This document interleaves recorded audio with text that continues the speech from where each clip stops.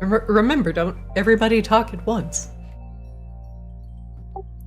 I find that with Nick here, or not here, we are a lot less chatty, actually. He tends to be a facilitator of some conversation, but all of you are just very content, or like sitting in exhausted silence. I have been in meetings since like 11 a.m., so it is very much an exhausted silence. I'm method acting a tree, so doing my part. My God, look at this man. He's like the walking phoenix of trees. Drew knows that he's going to have to carry the stream for 3 hours, so he's just saving up. He's got to put in all the. He's got to soak in all the RP. Just talking as Drew? No. Talking as a sarcastic, condescending elf lady? Mm-hmm. That goes for both of us. Tis.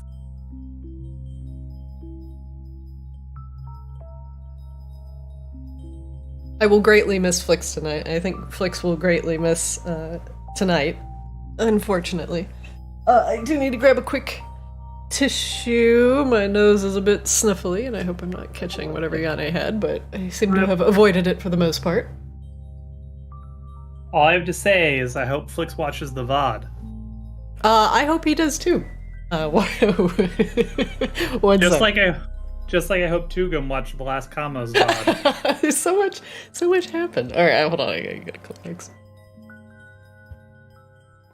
Honestly, Rob, I feel like you should watch the last Kamos VOD. I feel like there will be a certain amount of satisfaction for you. Okay, I might download it then for the flight. Maybe, yeah. Maybe like the last half of it. It's probably fine. Okay. Wait, did you tell Rob what happened to Tugum? I did, and I told him to watch the VOD. That he might get some satisfaction from it. I could just give you spoilers, I suppose, but I mean, you probably should, because I say I might watch it on the flight, but I probably will just watch Law and Order, so you should probably just tell me. So two things. So,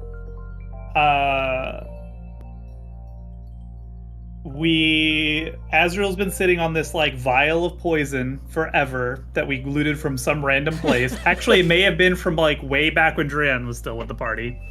Possibly. Like the only loot that they have that petrifies somebody into a crystalline structure. Tugum recently apparently like led some kind of weird coup against Grabella to steal away all of her little kobold minions.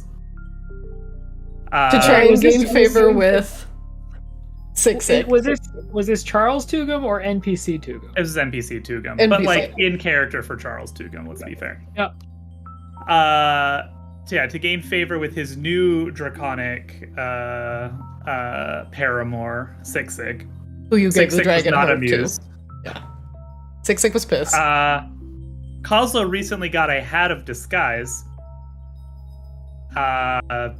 for not really fulfilling a contract, but it's fine. And we tracked Tugum down to serve him his his non-compete clause, and may or may not have fed him cherry pie laced with petrification poison while Kozlo was disguised as Six. Honestly, it was brilliant. It was the most brilliant thing I've ever seen. All of these random pieces just kind of came together, and it was just like chef's kiss. Perfect end. Nice. Perfect end to an absolute bastard. And to be fair, Tugum wouldn't have crystallized unless he failed his check by 5 or more, which he did. So, I mean, it couldn't happen to a worse fuck. So, so now he is a ball. I think he crystal. still had to make more saves, even if he had but still, it was like instant petrification, which was immensely satisfying. I think somehow the Kamos party should find a way to telepathically inform Drian of this.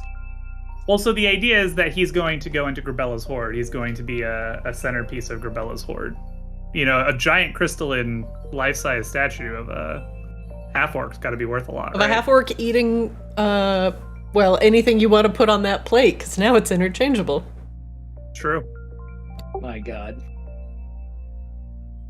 Well, you could put anything on that plate. I'm glad you kids are having fun. You know, just wear a condom whenever you do. Oh God.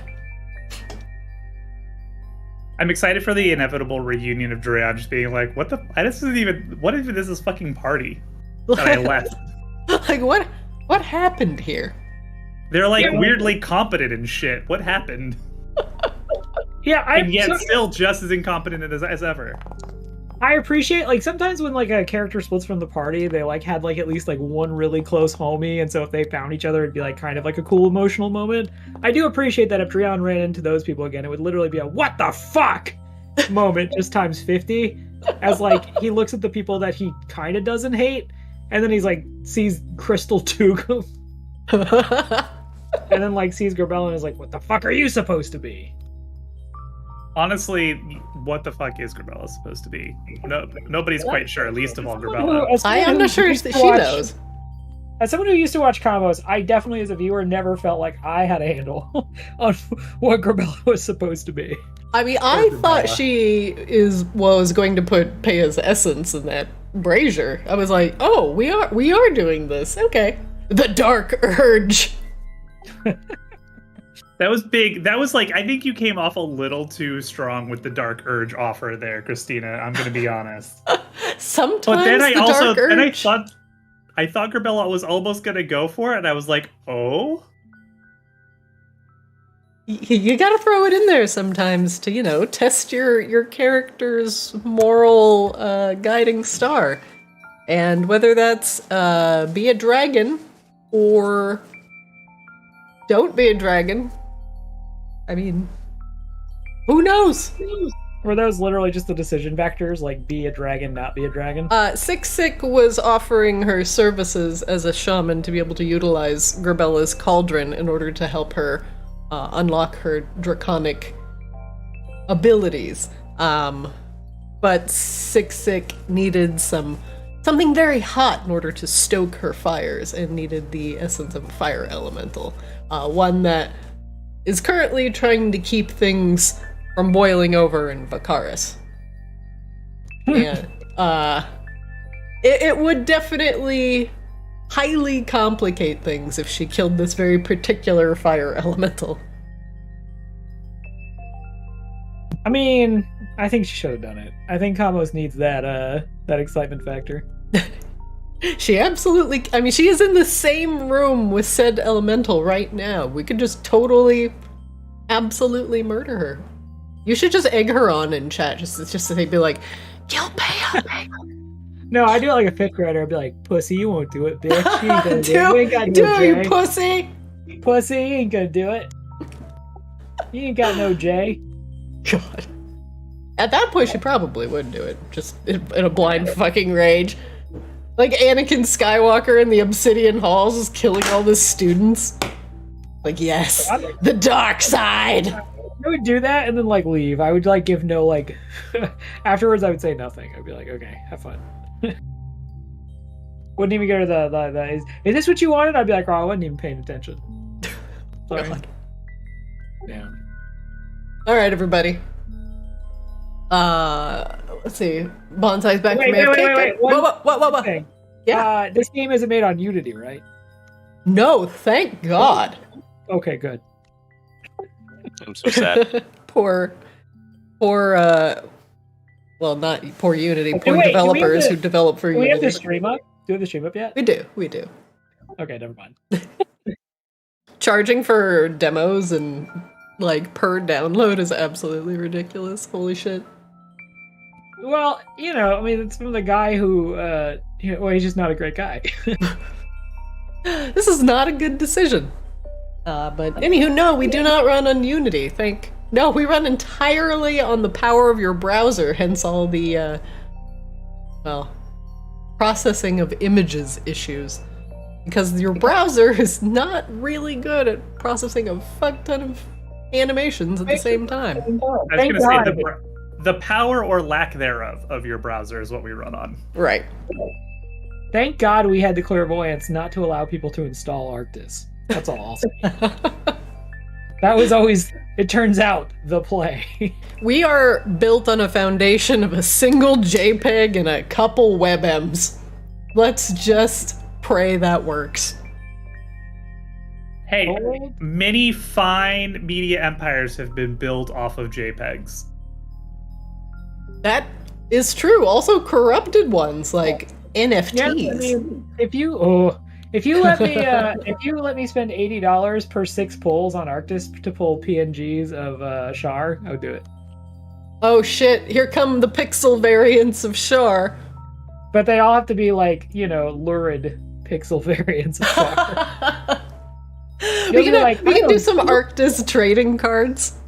You'll make like very respectable versions of all the female characters and be like, we don't pander to people like Rob, and I'll be like, you will when you want my money. You just put your wallet on the table. I'm like, all right, beach episode Char it is. I'll be like, you put Char in a slip right now and we'll talk.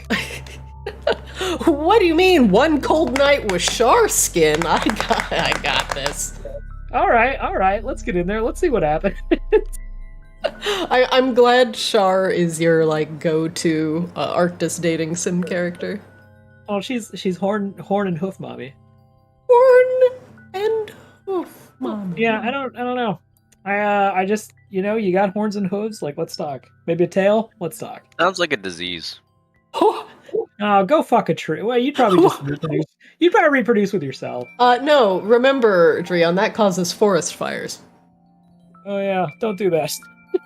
The friction. Ugh. Okay. Anywho, previously, I don't have Flicks going on a tangent, so we can actually like get the episode started. Not even like a sly chuckle from the audience. Sheesh. I did. Was I not hitting my? I think I got a mild snort from Dreon, which I will accept. Listen, without Nick here, I'm one of my primary jobs is to provide like slight chuckles to validate the person who is talking, as I would want done to me when I say something that is like only mildly funny at best. That's a favor I will do to others because Drew and Trevor will not give you that support. It's true. I chuckle. I just stay muted to be respectful. No, you have to keep that shit open. I want to hear every fart. Yeah. When you mildly chuckle, I need that validation to get me through the day. As Bo Burnham says, it's hard to joke when you're in a room and no one's laughing. Or something like that. Yeah, quiet people. I hope you're happy. All right, let me go code a AI audience real quick and send that over to you. You're missing the point again. You're like, damn it, alright, just do this. Have it do it for me. Clap Trevor, for me. I want to feel the soul in your laughter. I want to feel the humanity.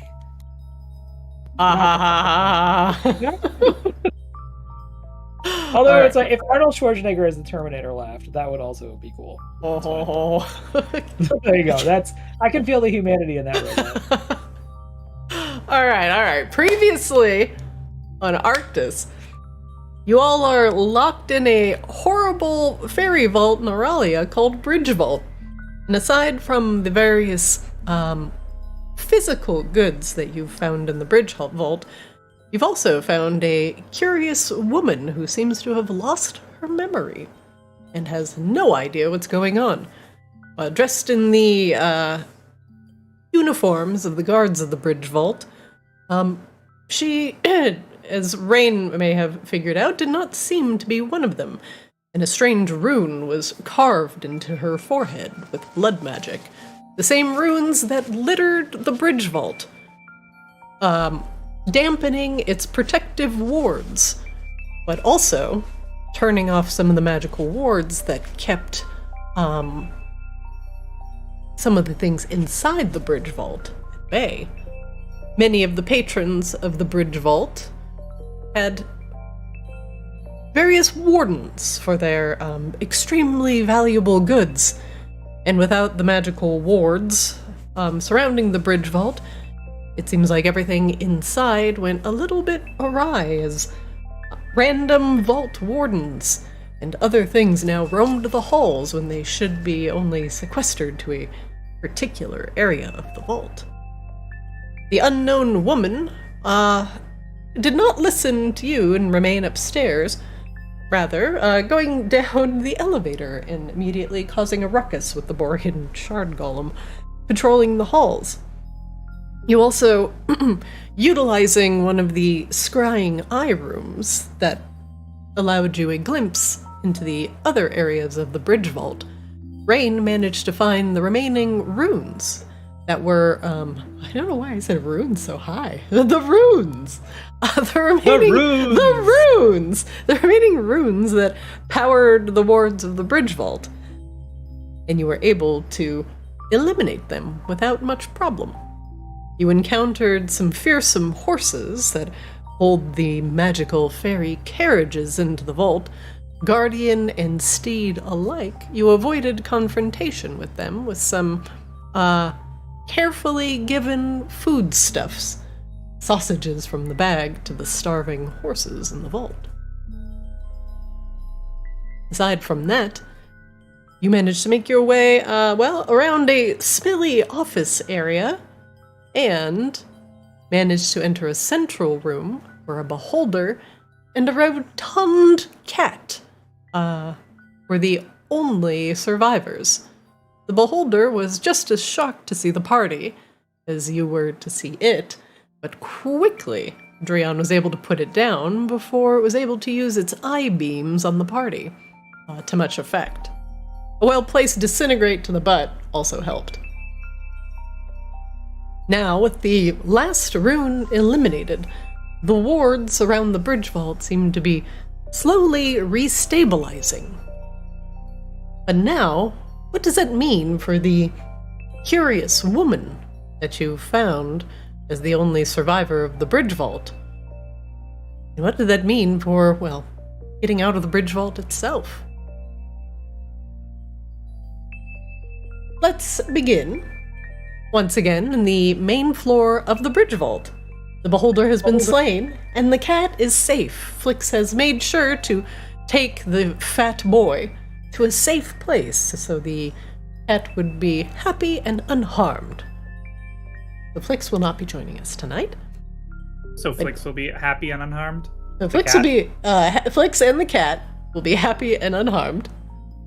And you three will go, I'm assuming, back to where the unknown woman is in the bathroom, where you locked her with dimensional shackles, knowing that she's probably not going anywhere fast. I believe we were also trying to toss the beholder room and see if it had anything of value or ways to get out. Ah, yes. Now that you said that Rain disintegrated the beholder in the butt, I'm just hearing, don't disintegrate my butt! Don't disintegrate my butt! Don't disintegrate my butt! I don't know you! No! Don't do it! Better listen to your wizard, John! One moment, please. Mom, she disintegrated me in the butt again. Calm down, just calm down. Calm down. Don't make me turn this dungeon crawl around. Oh god, I miss those videos. Now, one second. Real quick, as Flix was also tossing the place, but wanted to get the cat to a safer place, Flix will not be in the room. However, this room seemed to be kind of strange in relation to the other ones, as this room looked like a place of learning. But what would these bankers possibly have to learn about? Flix found on the bulletin board on the side that there were numerous notes for filing away various, things the Fae wanted to store. Various items, things listed categorically by number and organized neatly. But the books on the desk have yet to be fully explored. As well, there is a cracked open safe in the northeastern part of the room.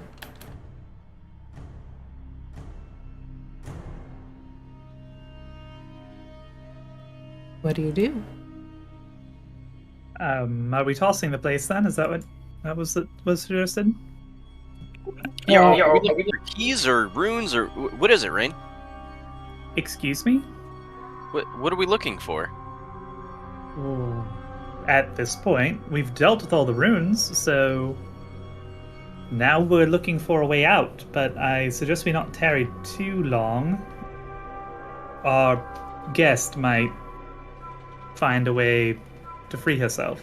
Bonsai, as you walk near the safe to the north, you notice that it is empty except for a single potion bottle tipped on its side. Its cap is missing. Seems normal. Just want to point out, I'm only seeing things in black and white. I don't know if anybody else is having this. That is correct. This room is dark, and you only have dark vision. Got it. Do you... I guess Rain can go ahead and do an investigation check, because we never did look at this chest either. Yeah, make me an investigation check. Rain, the banded chest is not locked and does not appear to be trapped, though there is a significant amount of splattered blood all over it. Rain will lift the lid. Is there even anything inside? You lift the lid, and inside, in a padded case, there is a hand crossbow in here. Its sides look like dragon wings, and the bolt that is sitting in it currently glistens with a yellowish light.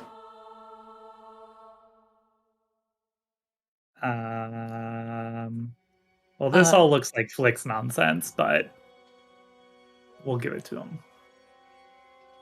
Go ahead. Sorry. The chest on the side of it has a single tag dangling from it, and it says, "For demonstration purposes only." The chest? Mm-hmm.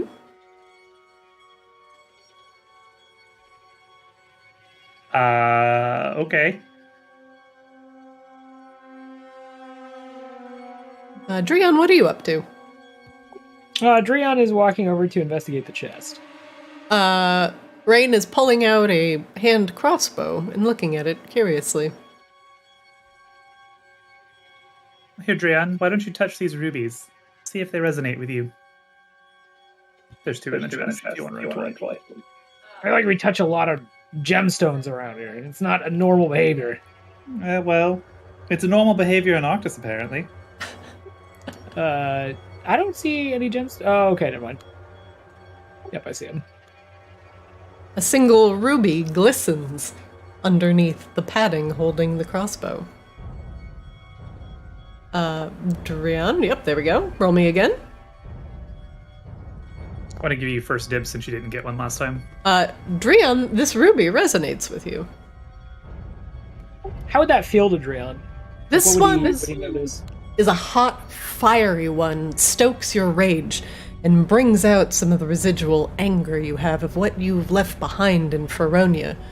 You instantly think of the hot wind of the desert going across your face, and the things that are waiting for you back home.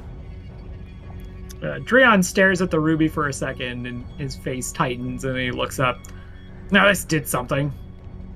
Oh, well, hold on to it. Made me feel like shit, but and he puts it in his pocket. Oh, well, that's interesting. Drion, used to handling his anger, keeps it at a simmer. He walks up to Bonsai, paying no attention to the fact that Bonsai tried to walk away from him, and gives him one of the gems. The one that did not resonate with him. You see Bonsai like flinch a little bit, thinking that he's about to get, or they're about to get punched, but then takes the gem. I just tried to send a trade request to Christina. I was like, I don't want this. Make this better.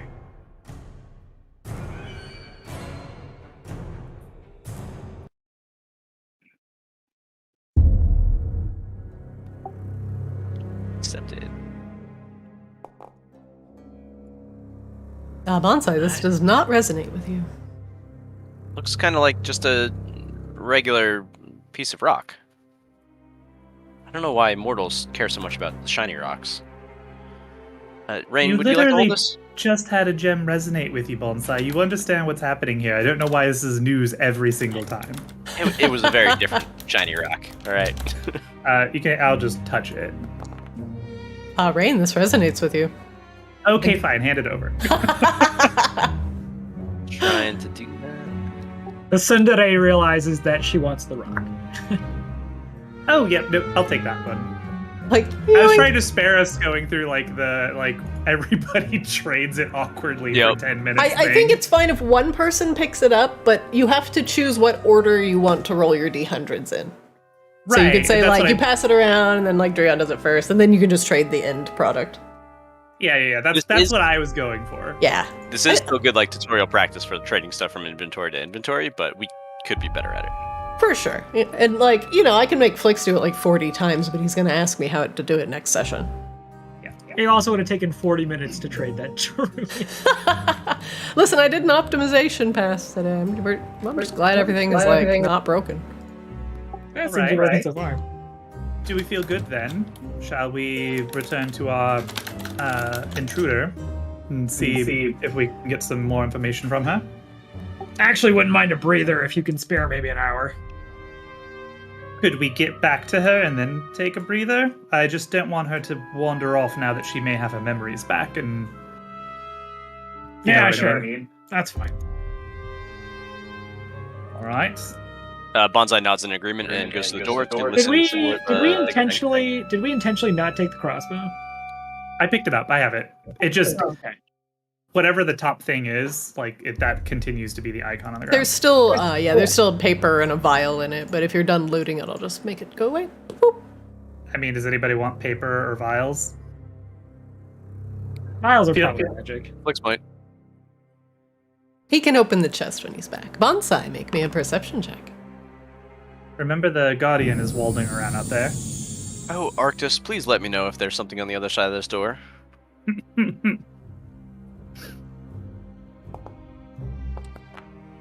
Oh, coast is clear. Drian, you are making way too much noise, but it sounds like we're good. Drian's just sitting back here purring loudly. All right, well, after you bonsai, All right, I'll do it quietly. Godspeed. Nope. Shoom! Oh no. Rounding the corner, it's but to you. As you were opening the door, one of the Goldforge sentinels is wandering down the hall. Bonsai, with your stealth of 8, you throw open the door and it slams against the opposite wall. There is no little thingy on the door jam that goes bang that makes the door quiet. The Goldforge sentinel. I'll see if it hears the door slamming open. A stealth of 8, huh? We're quiet. Wait, I thought you would be good at perception checks. You have a +1. He rolled a 1 and then another, 1. Why would Bonsai be good at perception? Because you're a fucking paladin. That's like a thing. But they're a tree. Oh my god. Well, then you should be good at stealth then. There's know a scraping noise as the horns of the sentinel scrape across the wall as it turns around to look back at the door. And the elf arguing with a walking tree. Yep, close the door. So Well. I think we should run. And Bonsai just takes off towards the other door. What? Oh, I assume the coast was not clear then after all. The door, against the door, you hear a very loud crashing noise. Go, go, go, go, go! What did you do? I tried to use my ears, but then I realized I didn't have any ears, and my sensing only works for like 10 feet. Oh. There's a guard. One moment, please. As you are forced into the other hallway, there is another sentinel over there. Excuse me. He is currently pathing away from you. I need everybody to make me a stealth check, please, with advantage.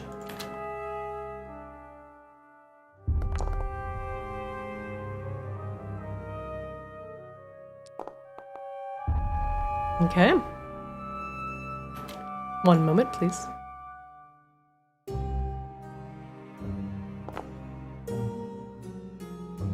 It continues walking away from you, not hearing you come up the hallway as Bonsai rounds the corner and comes to an abrupt stop.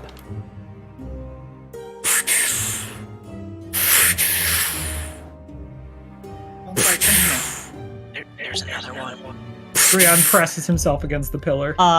It is now coming your way. Rain is going to cast invisibility. Oh, can you actually... Sorry. Oh, sure. No, I mean, Bonsai, I'm just pausing stand real next to quick. me. Yeah, Bonsai actually has to stand next to me. You better get closer. 1 second. Would you... Oh, okay. Fine. That makes sense. Yep. Makes a little bit of noise. I just don't want to ruin your spellcasting. Needs to be a 4th level. There we go. I wish the other like upcast to target more things spells worked like invisibility did. It's so nice. It's so great. So, as you're thinking about new spells, I don't want to alarm anybody, but that sentinel is like 15 feet away. Yep, so it's smooth. Oh right, we're invisible and talking through a telepathic link. Uh-huh. Does not see you as you all scurry past. I may need to reload. I'm like currently in like 3 different places in the game. Oh no! Oh, Here, wow. Yeah, I got logged out. Hold on. Oh no. We can wait for Dreon to catch up. We will wait for Dreon. No, Dreon died. He's gone. Rip Dreon. Time to roll a new character. Why are these guards not bloody? Go away. I actually thought the other day at the gym while I was on the elliptical that I should write a short story about Akashaba in Borealis. It's just a slice of life anime. It kind of was. The idea was that basically, like, yeah, after 3 weeks in the town of like eating all the food and just chilling in the hot springs, like one of the townspeople was like, "Okay, but you have to actually do work," and he's just like, I'm a great hero. Why would I do work? I have saved Arctis so many times. I just want to relax now." And like it's about like them basically like coming together and being like, "No, go shovel the shit out of the stables," and him just being aghast. I love it. You must write this. I think it would be a funny like little comic too for Arctis. I think that would be great. All right, it's launching.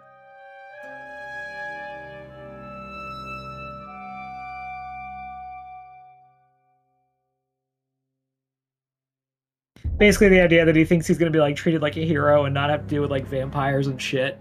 And then after 3 weeks, they're all tired of him and trying to make him do actual work and contribute. Akashaba, I peaked in high school. Yeah, pretty much. I won championship game. You were there. It was great. Great hunt. You remember that? Yeah, Akashaba, we know. You've told us. Yeah, a lot. we know. Quite often. We were there. We all saw it. The best part of this story is like Akashba is absolutely sitting on enough gold to like literally live in the lap of luxury for the rest of his days.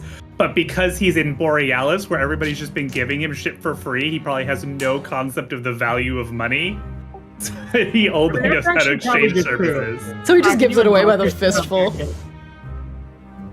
I'm You're back good? interested in Oz. Okay, Yep. great. We went to the east, down the hallway. Oh, the Weast. Okay. The Weast. Yes. Okay, I see y'all. Cool. Coming. As you Yeah, pass we're gonna by let the Asher- Amorian shard golem still being assaulted by the shard swarm. Bing, bing, bing, bing, bing, bing, bing, bing, bing, bing, bing, bing, bing.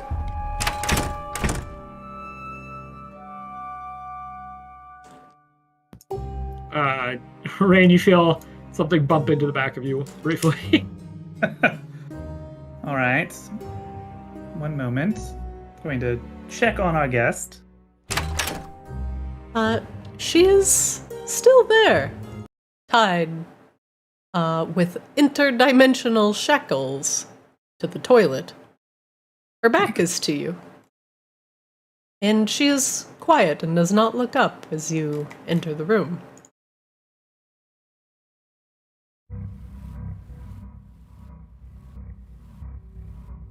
Scooch, scooch. Hello, we're back. a disembodied voice says. Hello? She does not move, nor does she seem startled by your presence. She says nothing. Oh, you were so talkative before. Does she even seem like comatose? Oh, there you go, Drian, yeah. Her back is to you, Drian. It's hard to get a idea of what she's doing, or even how she is, but she is hunched over and shackled to a toilet. I want to be clear, I don't recall shackling her to a toilet. This seems like a Flix thing. Flix did. Flix made sure that she couldn't go anywhere. Yeah, well.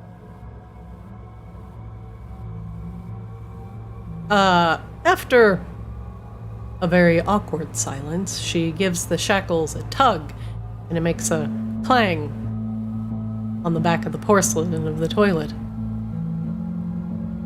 Mm-hmm.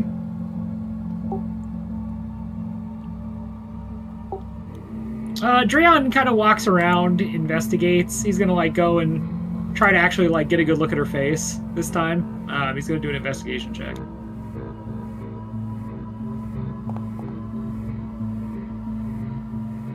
She's staring straight ahead at the back of the lid on the toilet.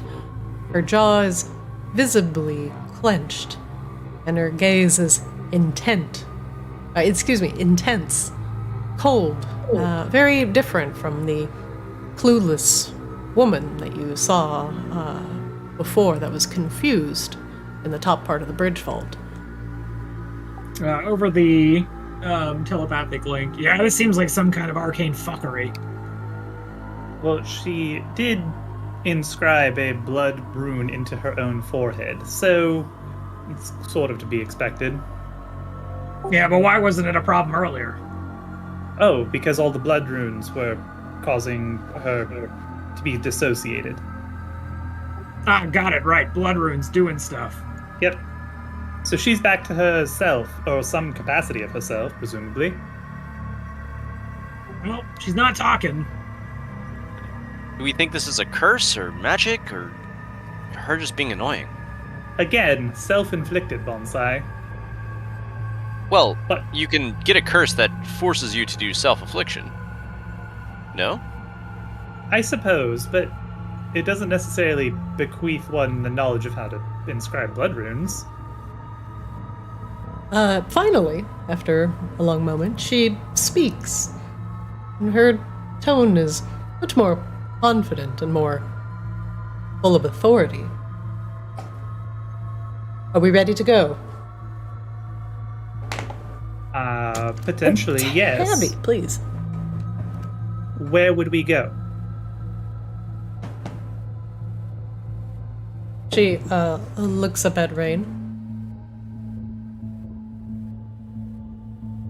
Like through the invisibility? Yeah, actually. At your general where kind of you are, but not at you as if she sees you, but maybe if Okay. she hears your footsteps across the tile. Well, I did just speak, so it's fair. She looks around, like over her shoulder and back and forth. And back up at Rain. You're so close to fraying the ties. You're not quite sure what she's referring to. She pulls on the toilet a little bit again. Who are you? Where would you go? I assume that you're a perpetrator of this mess.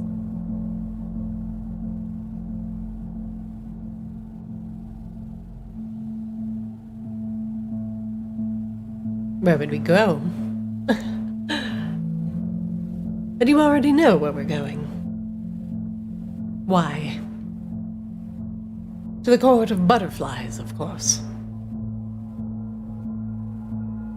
I need everybody to make me a wisdom save, please.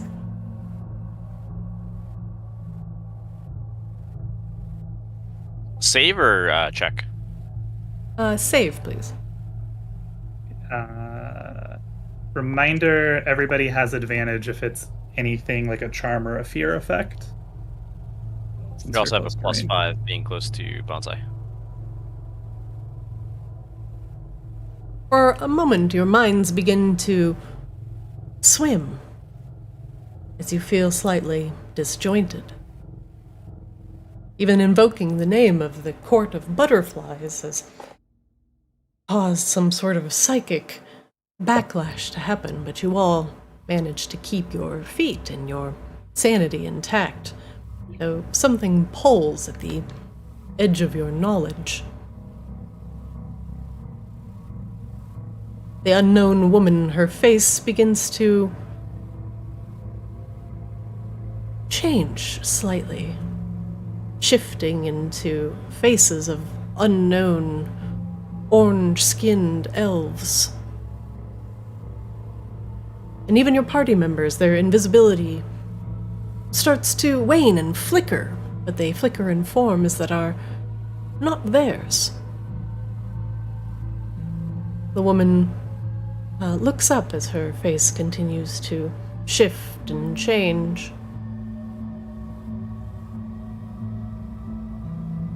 Invoke it once more, Rain. It should be able to break the ties. Break what ties? How does she know your name? Oh, because she's weird and enigmatic and mysterious, presumably. But that's a good point. How do you know my name? She looks up at you. Quickly! I have not gotten to where I am by trusting the advice of random enigmatic elves that I found who happen to be blood mages. So, you can either explain what the fuck it is that you mean, or you can stay shackled to this toilet for all I care. This plane is breaking apart. You've reinstated the wards. Oh, well, why didn't you say so? Court of Things- butterflies? One moment, please.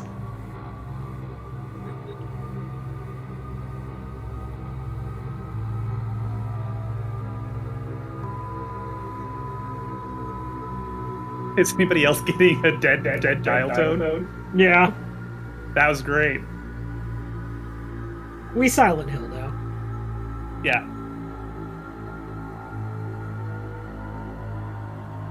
Please let me out, Christina, so I can get to my father, Sean Bean.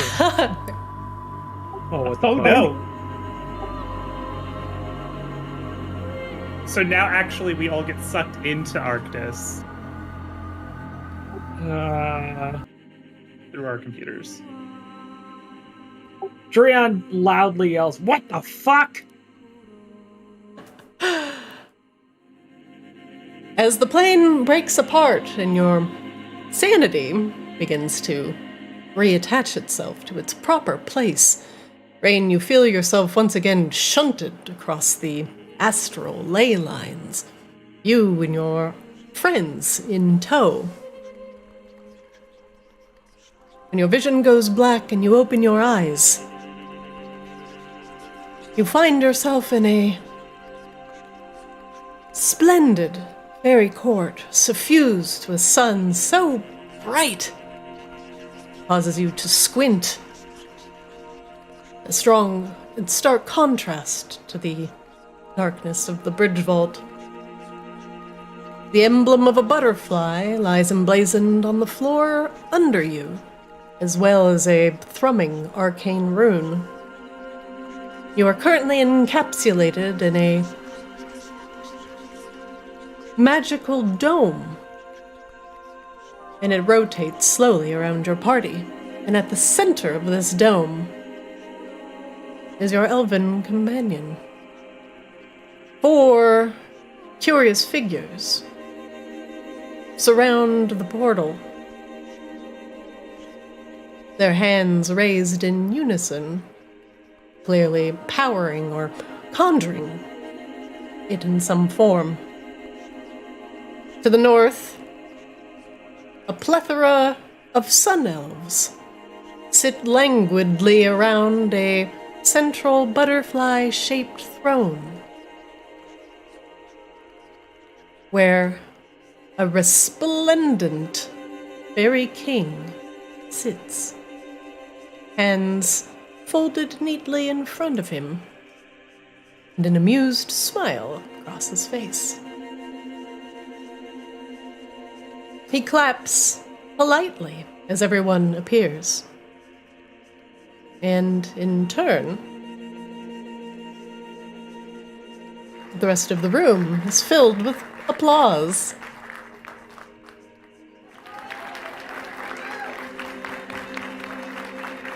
Bonzo Drian starts is clapping hunched slightly. down.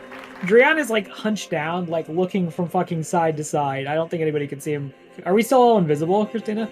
Rain cancels the concentration, so... Okay, yeah, Drian is looking around like a scared cat. The woman, while still shackled, is kneeled at the center of this magical dome. Her nose is bleeding, and the scar is visible on her forehead, but it is long healed over. It is now a faint trace of what it once was. The applause continues as you all appear within this dome, as everyone, well, seems to be very amused to see you. Well done, well done.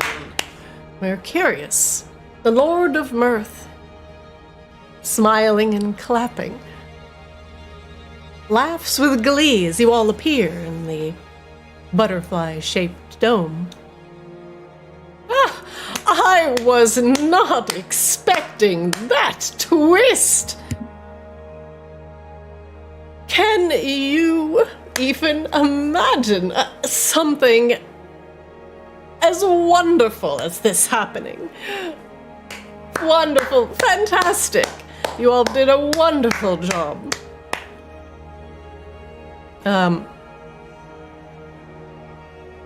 You all seem very confused. Drian is gonna insight check Mercurius.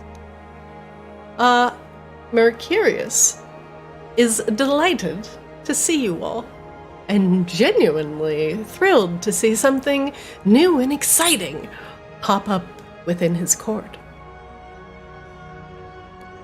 Drian eases up a bit and returns to his usual height. Rain kneels down to the elf in the middle and speaks the command word and takes back her shackles. She holds her head, clearly in pain. Please, Mercurius, no more. What? This is what? What is it, Munir? 48th time through the bridge vault? The bird that he is referring to, a were-raven, covered in a red cloak, nods and holds up a few clawed fingers, counting in the air. Yes, 46, my lord. Oh, Mora, your punishment will continue until you have atoned, and those that you have harmed will have justice. Munir, although I loathe to remove this delightful tidbit from her memory, erase this playback of the bridge vault from her mind. I don't think she's learned a proper lesson this time around.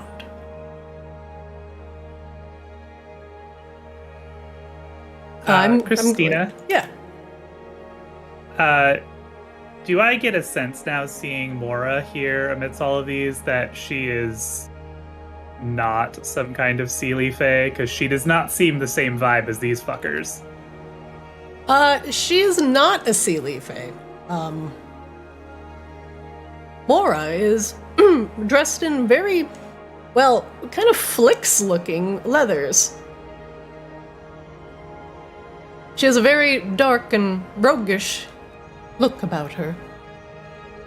But she is obviously not wearing any weapons. Her hair is dark as dusk. Her gaze intense, but she's clearly weak. Gone through a series of trials.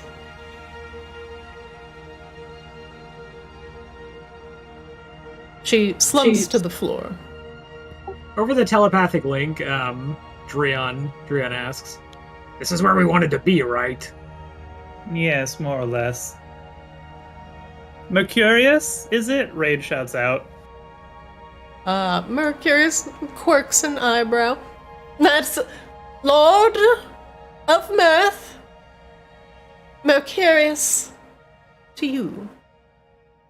Speak to me with proper respect. Lord of Mirth Mercurius. I am Rain Silversong of the Twilight Court. That is He looks almost momentarily bored, looking over at his sycophants, who are gazing up at him longingly, fawning over his brilliance.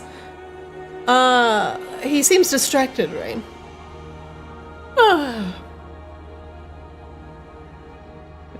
Does he seem distracted by something in particular? Or No, he just seems bored. just bored. Yeah. Well, this is what you get when you fuck around with Sealy Fae. We've actually come quite a long way to meet you. We come bearing a gift. I'll just put it in the pile with all the others. I'm sure it will be another box of chocolates, another basket of tarts, perhaps a silver sword.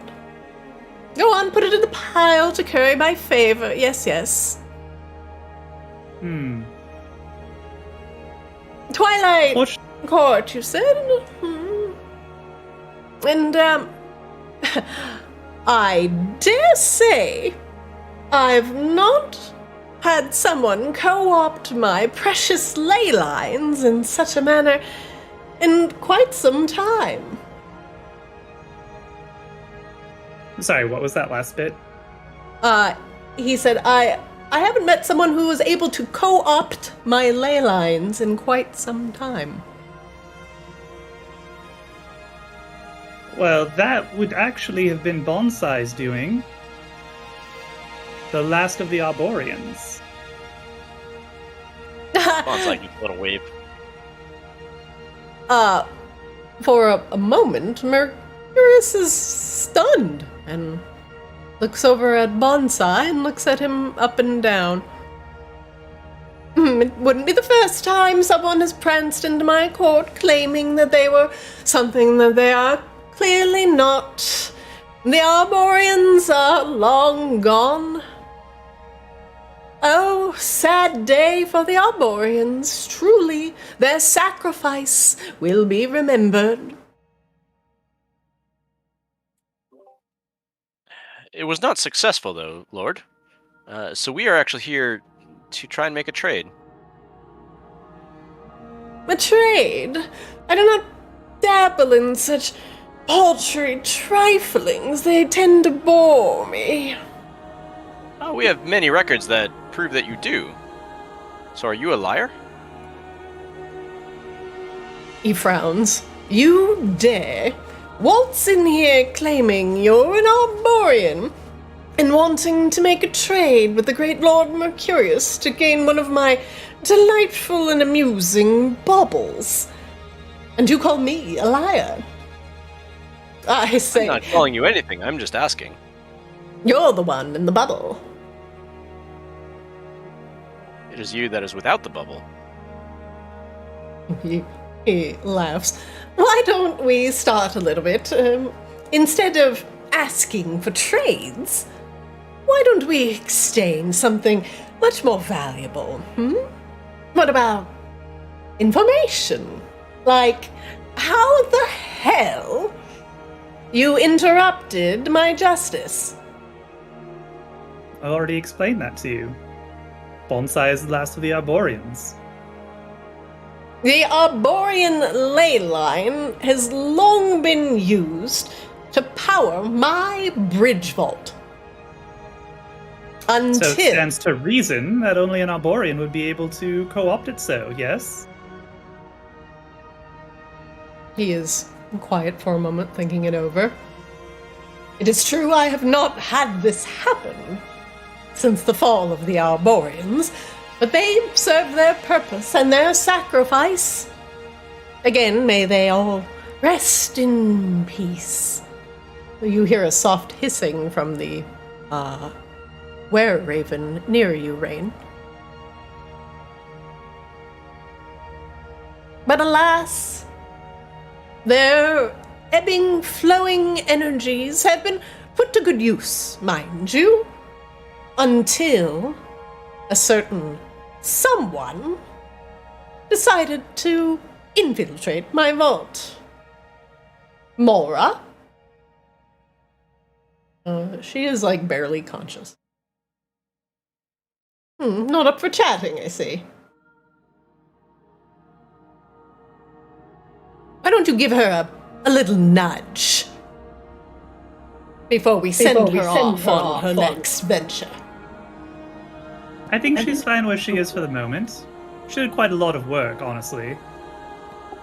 Drion gives her a nudge on the shoulder with his paw. Come on, get up. You're awfully kind to a murderer. Tell them, Mora. Go ahead, Drion. Oh no, I was just gonna say, like, Drion doesn't bother looking at him.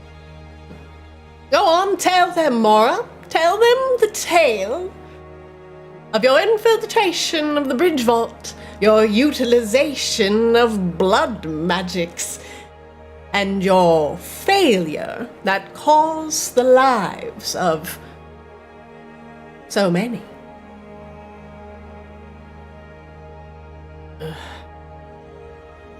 He's not wrong.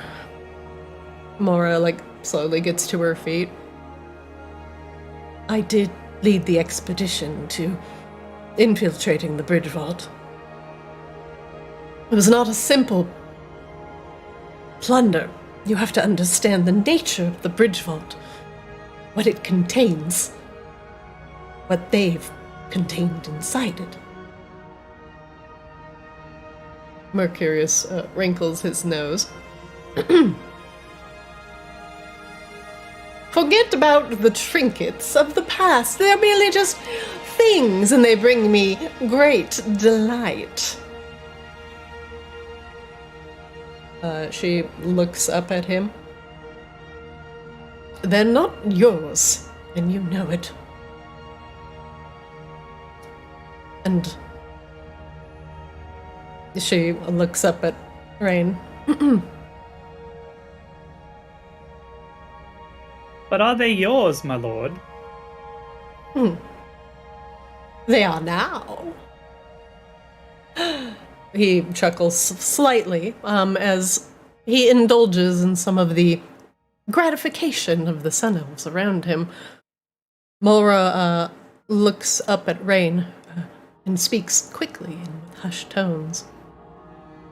You said you have the Twilight Cord. Mora swallows for a moment. I am Mora Duskbreeze, daughter of May, the queen of air and darkness. She kind of grabs the sleeve of your robe desperately and with a shaky hand and pulls you closer. I didn't mean for all of those people to die. I didn't know what they held inside the bridge vault. When all the wards went down, she blinks. It was We needed to get something out of there. Something that would help my mother. Rain narrows her eyes. What were you after? Does the queen of what you said, air and something? Air and darkness. Air and darkness, does that mean anything to Rain? It is the same fairy that you saw talking to Alara in the past version of House Vicatus. I believe you were in House Vicatus at the time. When Alara was having a meeting with the other fairies at the court. Or, excuse me, the other people at the court when there was still a fairy presence in Maginox. Right, and her That is her mom. And her court disappeared. Right, and that's where the Fae of Maginox went. Yes. And Mora is apparently that fairy's daughter. Insight check just because. Not that Rain's any good at them. Rain's just naturally paranoid about everything. She looks at you with such exhaustion and desperation that you couldn't think that she would be lying at such a moment in time.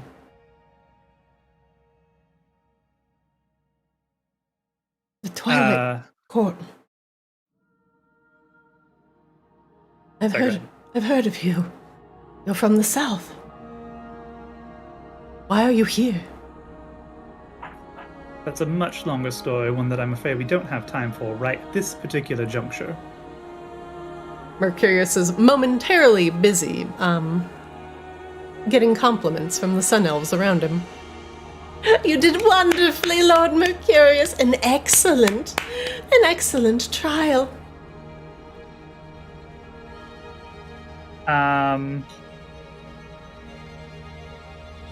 Actually... Mora says, we got caught. People died. More people died. Unintentional, I promise, I swear to you. Dreon shrugs and looks down at her. People die all the time. Yeah, there we go.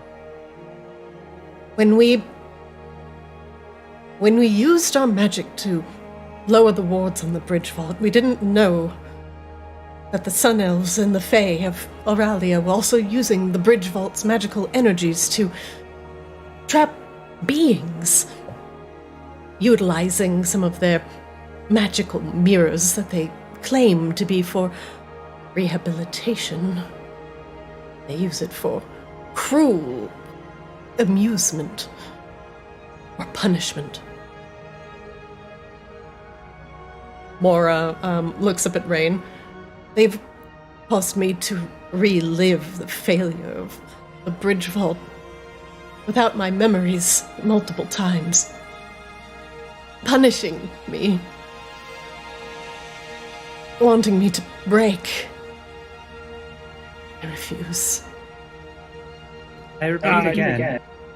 Oh, go ahead, John. I was gonna say, Rain, you and Bonsai both hear in your heads. You are right. These people are worse than Flix. Mm-hmm. Flix is one of the good ones, I'm afraid. I'm sorry. I'm so sorry, but it did lead to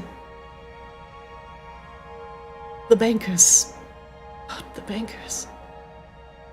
I didn't know they had such powerful things trapped inside that vault. She seems at a loss for words. I asked before what you were after in the bridge vault to start with. Something to help your mother. What specifically were you after?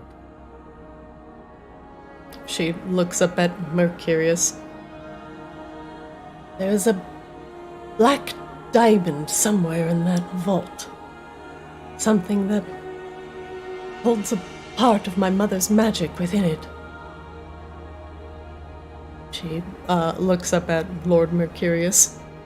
Something that he probably considers nothing more than a paperweight. A token of a lesser court.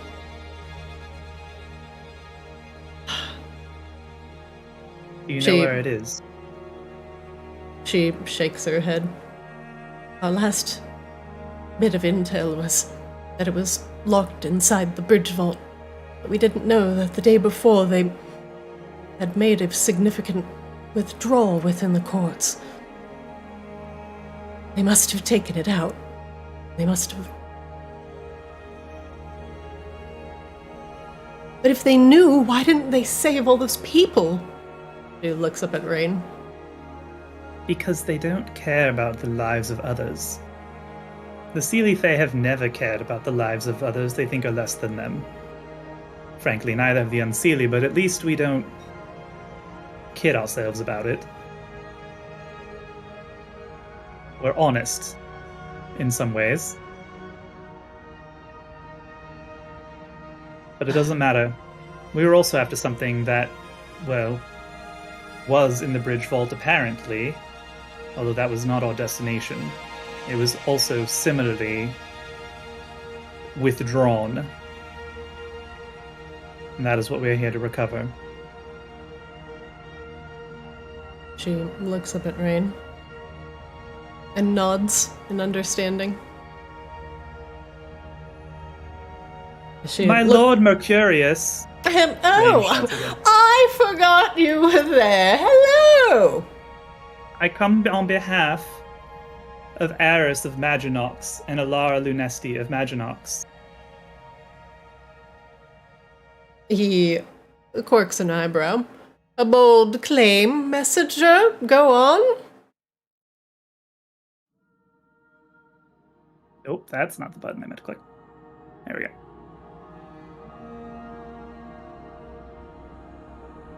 You recently had dealings with a House Vicadus. I've come to inform you that they no longer exist.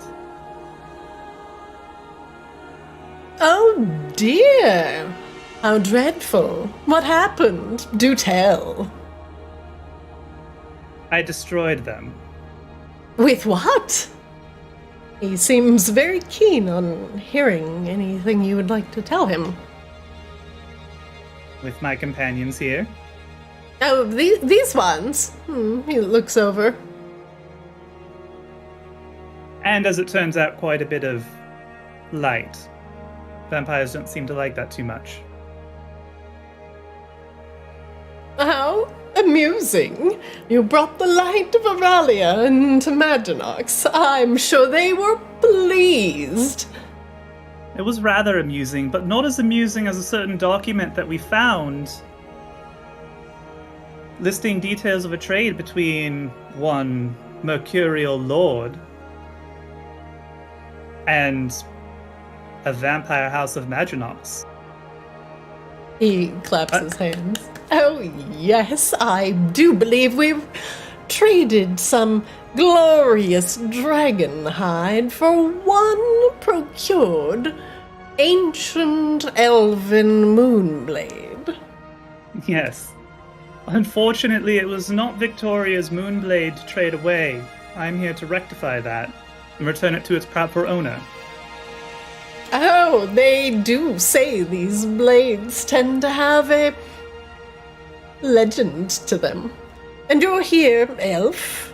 You said you're from the southern courts. He kind of wrinkles his nose a bit. I'm Rain Silversong, Witchblade to Celine of the Twilight Court. A witchblade. His tone is a bit more somber. I have come seeking audience with the courts of these lands.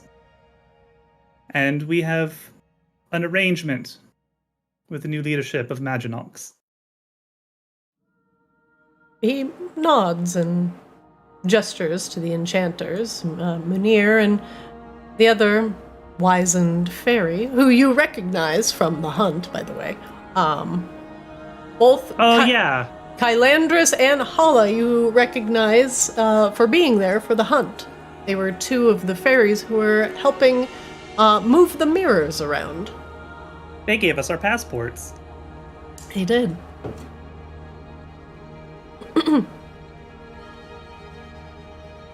Let our guest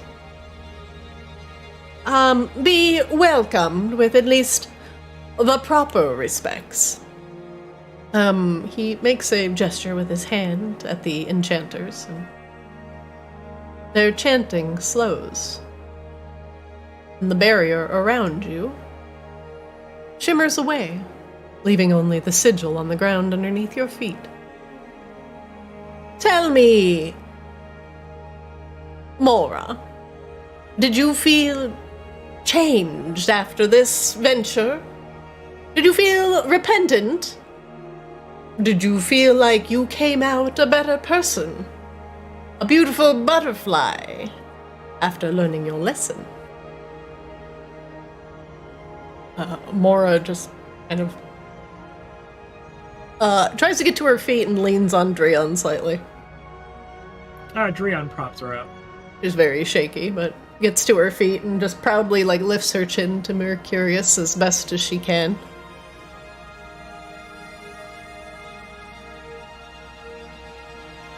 You will never break me, Mercurius. He just snorts. My lord, I'm sorry. I believe we have not had proper introductions. Oh! I've introduced myself. My companion, Bonsai, last of the Arborians, son of Sika, or progeny of Sika. And this is Drion Stormbrace of Feronia. I do love Feronians. Try not to get cat hair everywhere. Drion snickers. It was actually pretty good.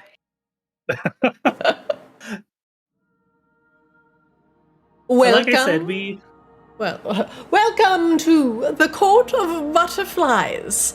Rain, Silversong, Witchblade, the last Arborian Bonsai, and the great Feronian Drion Stormbrace. I welcome you to the court, where I assure you, everyone who enters will be changed forever.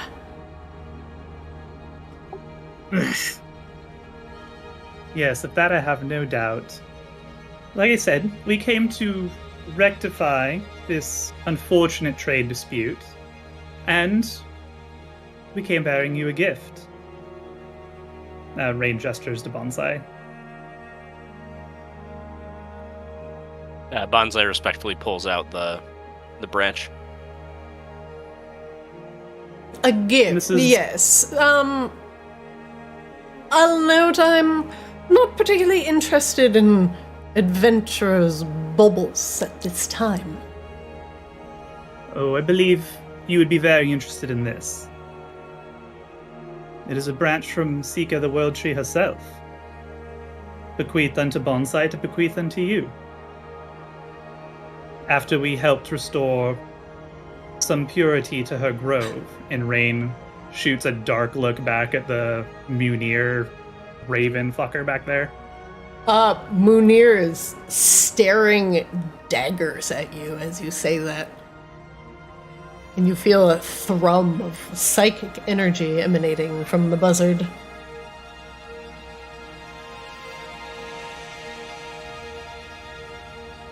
She insisted that it be handed to you personally, from her last child on Arctis. As these may have been her dying words, we thought it was... busts into laughter. I say, you come to my house and proffer me a stick? It's not even gilded. Look at it. You've torn a stick off a tree and call it a gift. What kind of fae do you take me for? Finding shiny rocks in the bottom of rivers now, are we? Very well. I've heard many stories of the Lord of Mirth, but none that I've ever heard would suggest he would show such disrespect to the dying wishes of a world tree herself. You say a bold claim, Madam Silversong. Prove. But do I lie? Prove it. You have but to take the branch yourself. The proof is there. You'll see it as you see fit. I am no sucker for fey trickery. You wish to proffer me a gift in my own court. Then let me say this. I strike you a bargain, Mercurius. What is your bargain, Witchblade? You take the branch as offered. You determine yourself whether it is true or not. And if it is not true, you can keep me here. For whatever purposes you feel like, to whatever mirthful end, throw me in your bridge vaults 1,000 times if you wish. I speak the truth. He leans forward. And what does a Witchblade from the southern courts have to offer the Lord of Mirth? You are no fey of strong repute, Witchblade, in these lands. You're going to have to ensure me that you are a woman of some desire.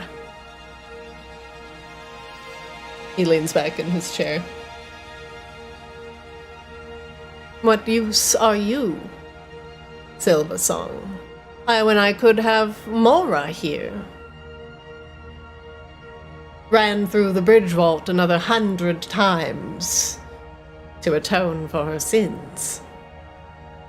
Political prisoner, then. Both of the Twilight Court, as well as the betrothed to heiress Lunesti of Maginox. And Rain shows her engagement ring. Mercurius leans forward, and you see his eyeballs dilating. Information that I have yet to experience. Ooh, he gives a shiver of pleasure. Ooh. The betrothed of Maginox, the lost prince found again? A new queen for the Dark Lands. Well, now that is interesting, Witchblade. Rain twitches at Queen for a second. That wasn't part of the bargain. Hang on. He smirks. Well? Then, so be it. If your stick is not what it claims, then I shall keep you.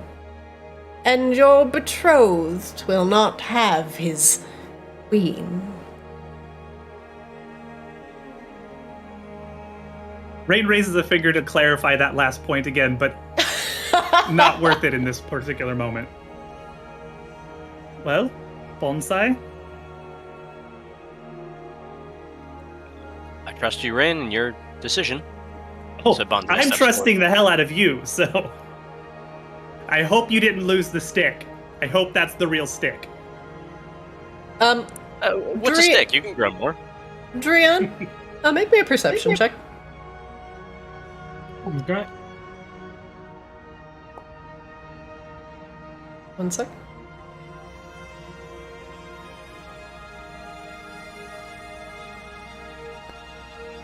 Drian, what's in your pockets? A deck of cards, a ruby. Do you have anything? You have a dagger.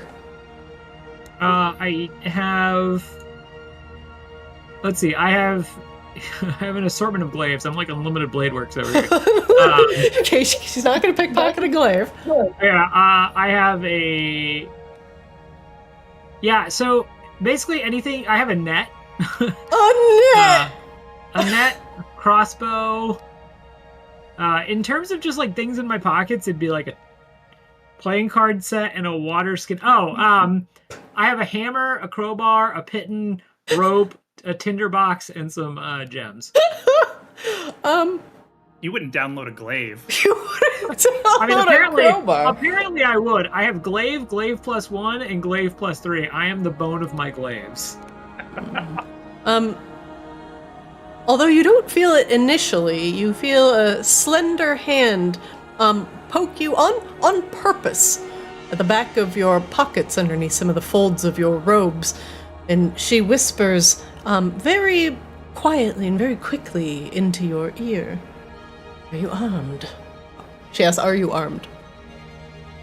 Not like with the glaive. And she like pats your pockets. Would you have a dagger? Drian is gonna roll a perception check. Or sorry, Drian's gonna roll an insight check.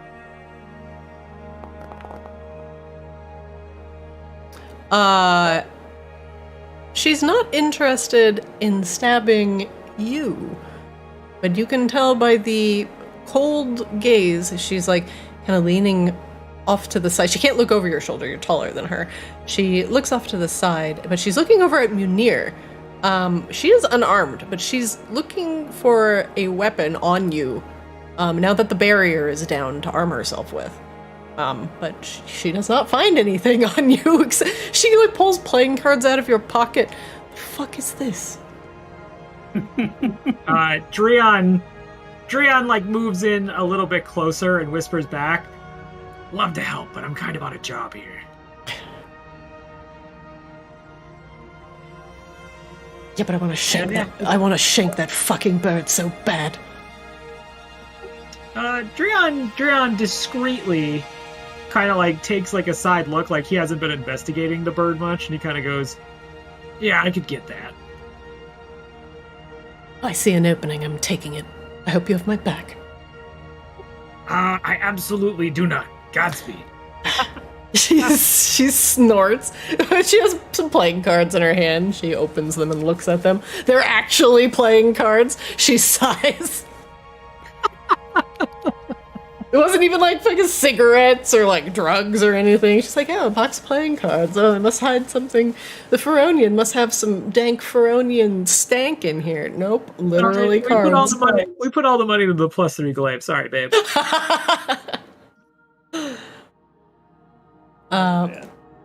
Very well.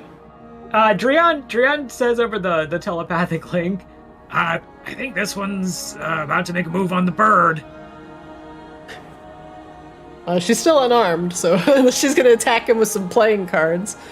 Rain just like steps back a couple feet to like, go on, Bonsai, and stand next to Mora and shoot her a dark glare. Not now, if you please. Mora like takes the side of the playing card and like drags it across her throat, like, I'm gonna fucking do it. I will literally kill him with this deck of cards. If you wait 5 minutes, maybe we can all help. She puts the Joker in your pocket. Ugh. All it takes is one bad dagger.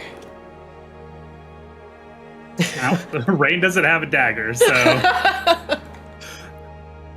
she would literally be sifting through all manner of weird shit, but not a dagger. God. Bonsai. Mercurius. Very well. Yes, whoever you are, go get me my stick. One of the sun elves with a yawn and a stretch walks forward towards Bonsai and extends his hand. My lord, I will reiterate the terms of the agreement. Sika's wish was that her last progeny hand you the branch themselves. He lets out an audible sigh at being so inconvenienced. Walking is so terribly boring. And he moves down. Very well. Proffer the stick, Arborian son of Sika. Excuse me. Progeny of Sika. I assume a Fae would get it right the first time. Bonsai takes the stick out of their cornucopia, I guess? I don't know. Wherever the stick was. Is that what you call your your like lady pocket? Mantle? Oh, no, but I mean we could make it work. Your chest pocket? I put my Bonsai snackies is still a in growing being. Who knows what they're gonna turn into? Stick, please. You can put the stick on the ground. Oh, I don't know if this will work. Wait. Oh yeah, it does work. Hang on. 1 second. Selected token. It does work. Oh god. Ah, yes.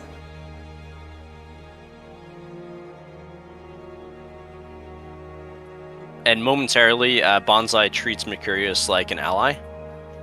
So Mercurius gets all of the auras that Bonsai gives off. Oh, wonderful! Hooray!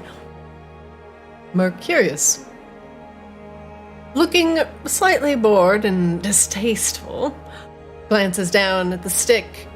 Oh, cherry blossoms, how adorable. He picks it up. Mercurius looks at the stick for a moment. And then he stops moving. He's staring at it for a long time. And if, Bonsai, you make a medicine check for me, you might be able to notice that his eyes have dilated to such an extent that it almost fills the orbs with pools of blackness. And you see stars crossing across his vision. Meteors passing, infinite cosmos, planes shifting across his gaze. Something is happening within his mind. His mouth and jaw go slack. And a single wet dollop of drool pools out of his mouth, and his breathing grows shallow. Over the telepathic link. Rain, Trion, I have an opening. Do we want to banish him, or put him into this bubble, or send him to the prison? No. No, I don't believe we do. I believe this is exactly what we want to happen. Ah, it doesn't look healthy. No. But then again, a life of hedonism and endless amusement at others' expense is not exactly healthy, is it? He feels the weight of his deeds, and how his amusement at the cost of others. He has been taking and not giving. He has been fickle and jealous, covetous, and not giving at all. The mirth that he used to so freely offer now became more priceless than gold. And his endless balls and banquets, listening to stories, and now, well, gaining energy and amusement off the suffering and justice of others. While it may not be right, it is still amusement. But it is cruel, and slowly, the Fae is understanding the gravity of his actions. And he feels the weight of the tree of Sika and its roots pull him back down to earth. And Bonsai, under the ground, under the crystalline tiles that you are standing upon, they begin to crack and split open. And roots begin to slowly come out of the ground, crawling up his boots as he stares slack-jawed into the cosmos of his mind. And he sees the traveling of the seed of Sika, and where she came from, and where she came from. Scattered seeds across worlds, giving each the foundation of magic.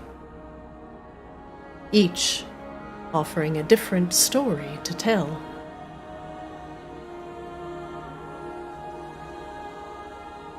But as this shared energy, the roots all converge into the single mind of the Fey Lord, he is not made to process such information at once, as he has seen worlds of pain, worlds destroyed,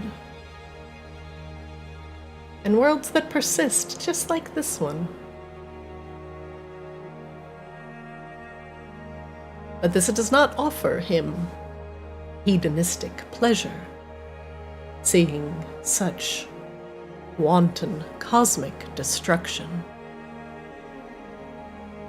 And overwhelmed, he falls to his knees, now panting, and his stomach making an horrible gurgling noise.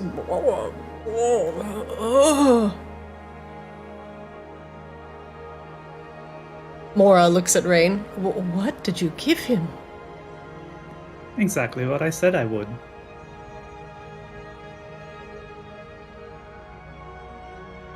She just watches. Does not pickpocket Rain or do anything as she watches Mercurius. Bonsai, do you do anything to stop the roots? No, don't really feel compelled to. Just Okay. watching as well. You see now, like, the tough roots of bamboo, they'll get into anything.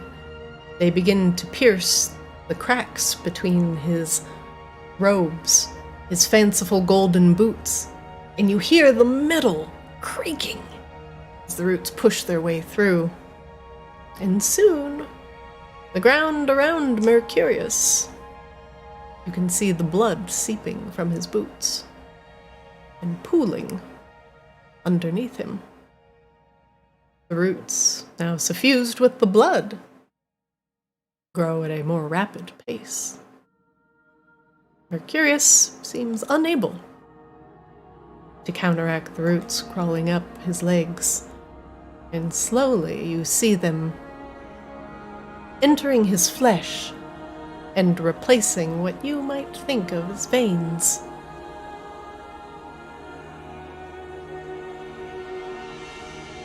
The Sun Elves, in the back, they make no move to help their golden lord and watch with amusement. They have not seen anything like this. And perhaps the cruelty is the point. Mercurius's grip on the stick tightens and begins to petrify. And soon, Mercurius himself, the roots overtake him, and he becomes a single, elf-shaped, golden tree. In the center of his own court.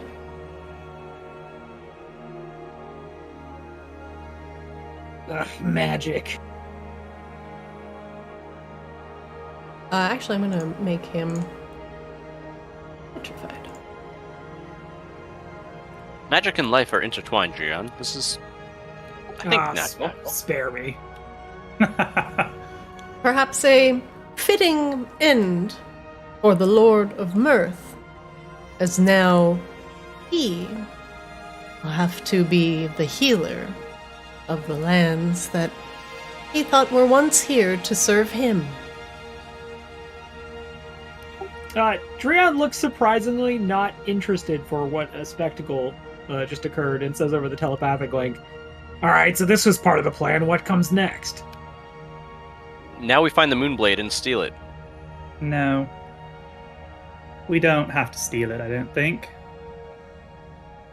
Drian moves, as this is happening, over to kind of stand in the way of Munir. Getting bad vibes from this guy. he's giving you the fucking stink eye. Drian stink eyes with the best of them, so. Lady Holla. Apollo blinks for a moment and looks back at you. Rain, I thought I recognized you. It's good to see you again. The hunt. Yes. I do remember you. Would you be willing to treat with us on Mercurious's behalf? I believe he is fulfilling his obligations now to Arctis, and he may be detained for some time. And I believe that would mean you are the heir of this court, if I remember my lineages correctly from before.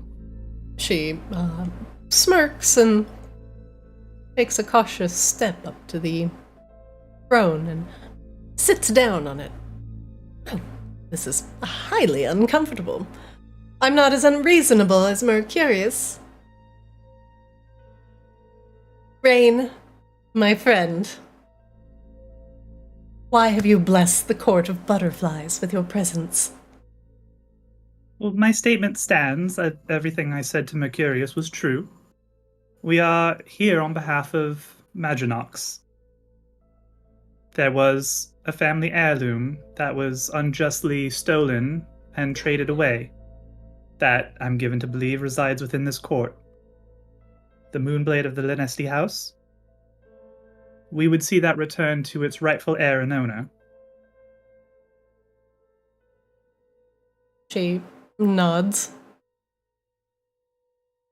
Now, as you know, Rain, this particular item was given in a fair trade. Is it a fair trade if it was unfairly stolen in the first place? That sounds like the trade of stolen goods to me. That was all under the assumption that the Prince of Maginox was dead, and so was his mother. And as you can see, that is not the case. And of course, I do not mean to insinuate that you or your court did any harm here. You were as fooled as anyone else. There's no blame, only the hope that we can rectify the situation. A moonblade is no small item, no trifling thing. And neither is a throne. She tilts her head at Rain and kind of puts her hand on her cheek. I would like to see you more around the court, Rain. I dare say every time I see you, you bring the most interesting news. And I think it could be good to have you around. Future betrothed of Maginox, was it? Yes. And the young prince and his mother have returned. So that puts you in a very lofty position, does it not? Not particularly. Don't be so modest. You don't think you do, but you wear the nobility well. She leans back in the seat. Why don't we consider this the start of a budding relationship between the court of butterflies and your newfound court, Maginox? Surely you are looking for a Fey presence, a seat at the table at the council, no? We are. We are the Court of Stars. Though we are somewhat still looking for our members, as it were, and Ring gestures to Mora. Mora looks up at Rain with understanding. How fortuitous. Is my understanding that the old Unseelie court of Maginox disappeared. It would be good to bring them back into the fold to bring balance to the kingdom once again. And once you organize this unseelie court, what do the Fae want with Maginox? What do you bring to the table? What do you propose our alliance looks like? Well, for starters, the preservation of Arctis. Our primary goal has ever been the preservation of Arctis from the slow. We think we have a method for, well, we have a lead to try and deal with that. She nods. After that, the sky's the limit. Pesky thing that's slow.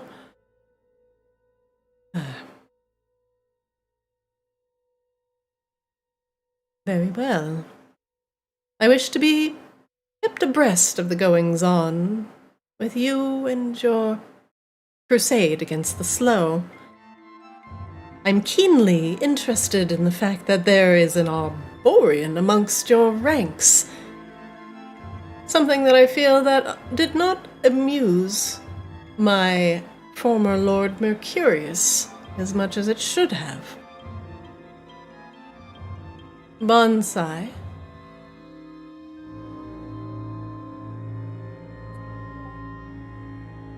Bonsai's waiting patiently. What does your presence mean for Arctis? Your people performed a great sacrifice long ago to prevent the incursion of the slow into Auralia. But now we see that that has not entirely been the case, and the Arboreans remain. Were you forgotten, like the were-ravens they left behind? She glances over at Munir. Or are you something new? I don't know if I'll be able to answer that question until many years in the future and looking back on this moment. I think it's much like a seed that has been left season to season, and until there's the wildfire to break it open and start a new tree, it's still a seed, and the tree is not there. Nods. Speaking of wildfires, where is your delightfully plump bugbear friend? She looks at Rain.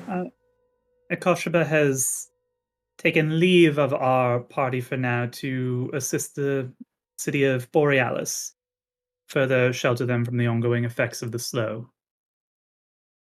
Drion here has joined in his stead. Drion continues staring at Munir. You're probably the only thing keeping Munir from, like, fucking letting it rip, on Bonsai right now. He is eyeing Bonsai with nigh murderous intent as he continues to claim themselves as Arborean. Drion, still arms crossed, looks Munir up and down. So you the murderous beast they keep around? I am the thief of memories, the nightmare manifest. They're like a shorter version of that? Doesn't roll off the tongue well. He gronks at you angrily. You can't gronk angrily. Like, you can't do it intimidatingly. It just doesn't work. No. Drion smirks. Like, seeing how the last cat versus bird fight went. I wanted to bring it up, and I was like, no. I'm just saying, my money's on the cat. Drion is trying to behave because success involves, like, being a bodyguard to Rain, not roughing up birds. That's fair. She nods at Bonsai. Well, my little sprout, it is good to have you within the court of butterflies. I'm sure, now that you're here, you will leave a new person. He smiles softly. Insight check.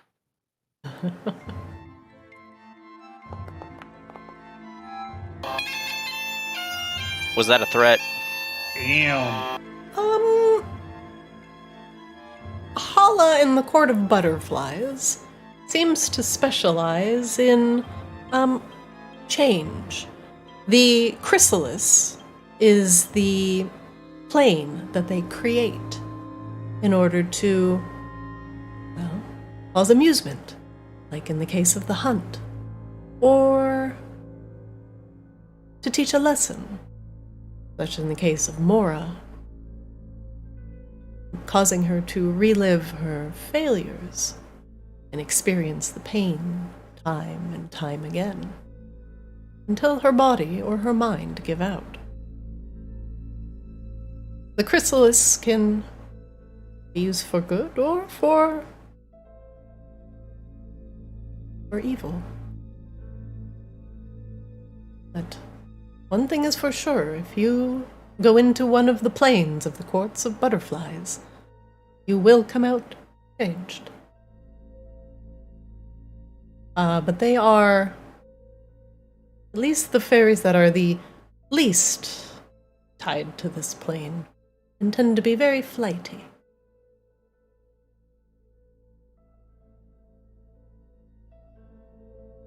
Good wisdom check.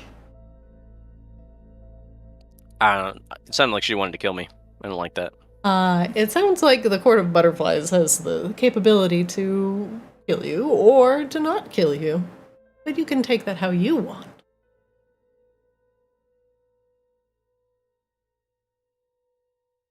I look forward to your emergence from your new seed.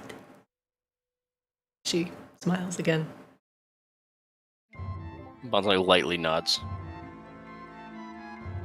I will work by the laws of the court. And as my guest, I shall offer you all the kindness of the Fey court. You can even take a trinket if you wish. She laughs. I would suggest avoiding the buffet. At least let me offer you a bit of hospitality.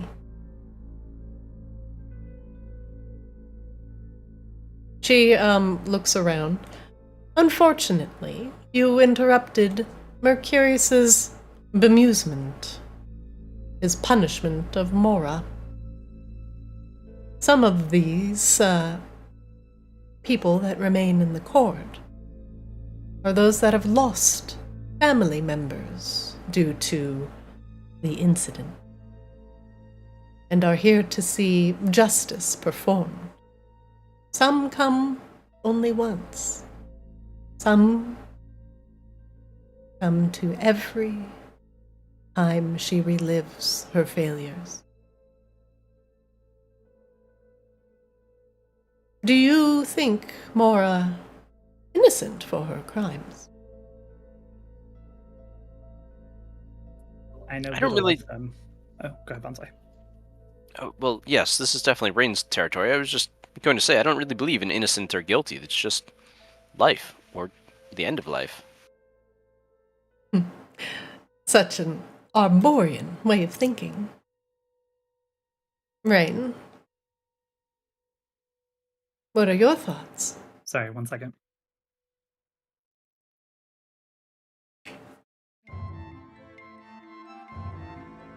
She has to consult outside legal counsel.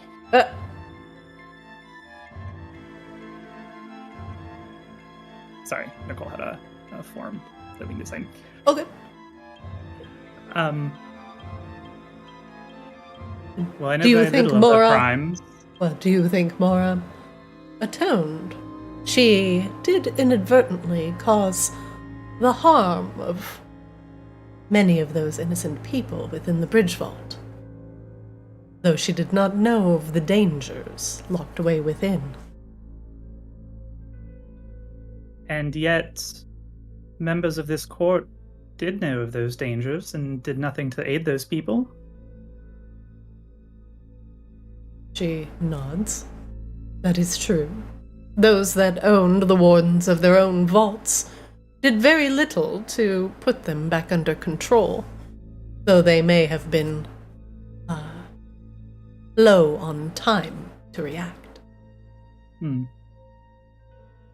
Well, I am willing to hear out an argument in favor for Mora's release.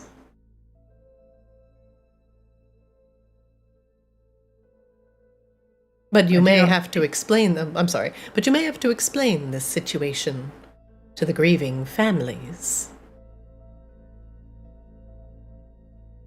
Well, I don't believe Mora is innocent of any crimes, just like I don't believe many people here are innocent of many crimes. I saw evidence myself of many beings enslaved against their will. Surely that is a crime. And I don't see anyone here suffering the consequences, while Mora has suffered the consequences over and over and over again. Is Mora innocent? No. Has she paid her dues for her crimes?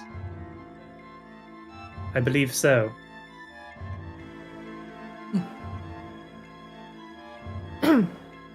Very well. Rain Silversong of House Lunesti. I will release Mora unto your charge. See to it that she does not dig through the bridge vault again.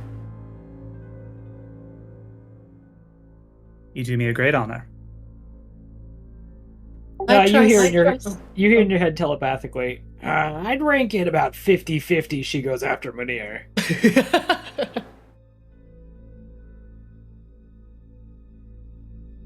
But note that any trouble that she causes under the roof of the court reflects poorly on her warden. Of course.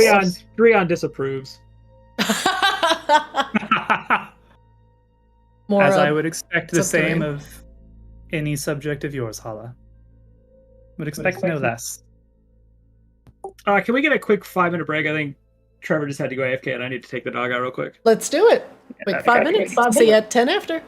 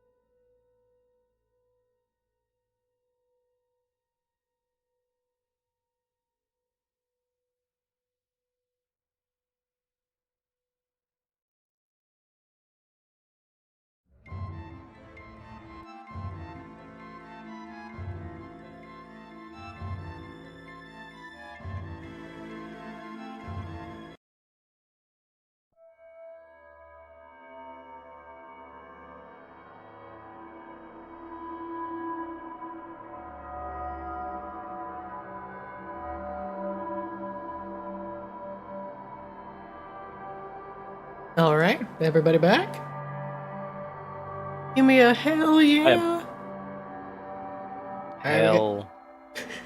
Yeah? Hells yeah. All right, we got a bonsai. Okay. All right. One Yeah, out of I got this, 3 Carrie. ain't bad. Bonsai carry. Oh, he's a fucking tree now. He always was on the inside, Drew. All right, I'm back. So one fun thing. When I rolled the insight check, after Mora patted Drion down, if I had rolled like below a 5 somehow, Drian was gonna look at Mora and be like, "Sorry, I'm not really into long ears." Like assuming that she was like packing down his pockets. Bro, you can't say that anymore. That'll get you canceled. Drian's actually a proud, man who doesn't need PC culture. Okay, he says what he thinks. Wow, Drian is mildly problematic. Well, Drian has a goatee and like Oakley, like those Oakley visor glasses in his F-150 pick-em-up truck. I'm just saying, it would not surprise me if Drian had listened to a Jordan Peterson podcast or two in his lifetime. Oh no, Jesus! I wanted to like Drian. He's from a place with a very homogenous culture that has like enslaved other tribes for money for like long periods of its cultural history. So like, you're gonna have to reform him if you want to like him. Oh, no, that's so much work. Yeah, I don't want to fix him. And he doesn't talk. How are we supposed to do that? He talks in like 3-word utterances and grunts. It's like when I trying to build up the Drian approval rating, you only get like 1 approval per correct dialogue choice. I think the Drian approval rate or the Drian friendship system is very similar to the Lae'zel friendship system. Just tell him to fuck off. Yeah. Basically, like you do something nice or charitable, it's like disapproves. You do something racist or problematic, it's like Drian approves. What did you say to me, you little geek? You little geek. Oh no. All right, everybody, welcome back. Our Lord Mercurius has turned himself into a tree after gaining the knowledge of the universe. And here he will sit, all knowledge, but just tree. And he I will just not want everybody to take a moment and take this in. It's not every day you get to be in a literal fairy tale in the making of somebody getting their awful comeuppance for being a shitbag. Do we know he was a shitbag? I mean, the 35 seconds we spent with him before we turned him into a tree, I think, was all the evidence that we needed to support that. Okay. I like how I've definitely put the party into like varying opinions on Mercurius. Mercurius was just gaining amusement off of watching Mora get punished for killing a lot of people. What's wrong with that? Question mark? Look, Rain has been at literal war with Seelie Faye her entire life. The fact that she didn't come in here stabbing everybody is a fucking, like, act of will that I don't think anybody here appreciates. There are so many Seelie Faye here to stab. I just want to point out that, like, had I not played the most recent FGO chapter before this chapter in Arctis, I would have been, like, a lot more like, huh? Fairies? Huh? How do they work? But now I'm like, oh, yeah, they're just hurting others for their own amusement. Yeah, that tracks. I get it. Yeah, I'm in the Lost area. I thought fairies were good. Nah. That's Seelie, just Seelie, which one's which? That's just fairy propaganda. Don't listen to that. Yeah. I mean, in a sense, Hala is, still using you for her amusement, just in a much nicer way. Bro, her scam is so obvious, man. Drian sees through it. You better keep your eyes on fucking Munir, who's got his finger on a gun right now. Munir's just sitting there like, bullet with the name on it. Killing the name of Yeah, he's like sitting there like, what? He's like, just make one move, Catman, just one fucking move. Bro, he's just trying to stay in between Munir and making poor choices. It's just one of those days. Munir's got Limp Bizkit playing like on repeat right now. Yeah. He actually, unironically, has a Walkman in his pocket. Yeah. Limp Bizkit playing. Is he wearing Jinkos? Yeah. Damn, those jean legs are wide. Like he's listening to the Walkman kind of loud, so you can like everyone in the room can like faintly hear.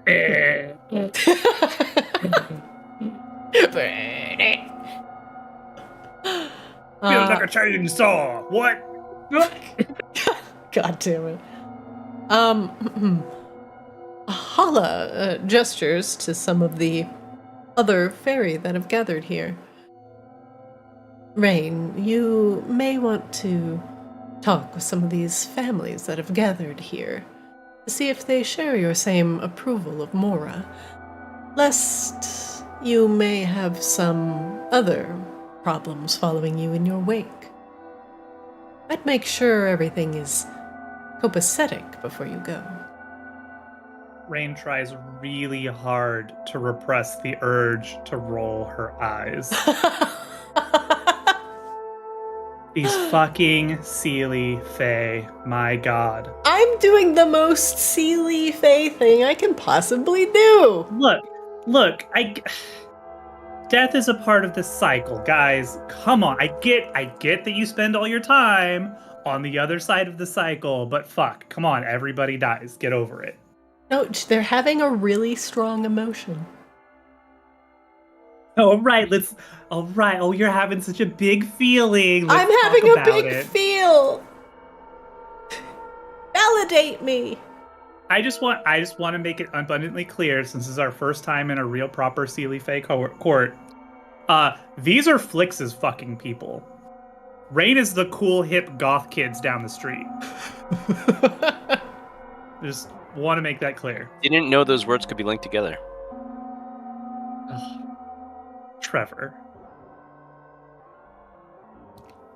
I'm just gonna say, I really like everyone else in this place is like beautiful and like regal, and the two fucking dumb animals are just sitting here staring at each other. The two animals are just like, ha, ha. Yeah. Immediately, it's like, of course we have to fight. This is like, this was fated. We were always gonna fight. Oh, I just zoomed out, Christina. You mother. One, that's so many people to talk to. Two, yeah. Hala gestures and she says, let me catch up with some of the elves here. And we'll go over just what we're going to do with this change of leadership. Very well. Are we to retire to the ballroom? Rain questions. Is that what that is? Feel free and relax and rest. You will be safe here, relatively. Drian turns away from Munir and walks up to Mora. Are you going to be a problem? I'm always a problem. When do you want me to not be a problem? All right, well, can you just not fight Munir? Can I get a please? No, you will not get a please. Yeah, as you say that, Drian gives the please. You don't have to give her She's like, please, thank you. You know, he did anyway, and I appreciate that. So, you know what? She looks you in the eye. I won't fight Munir. Inside check.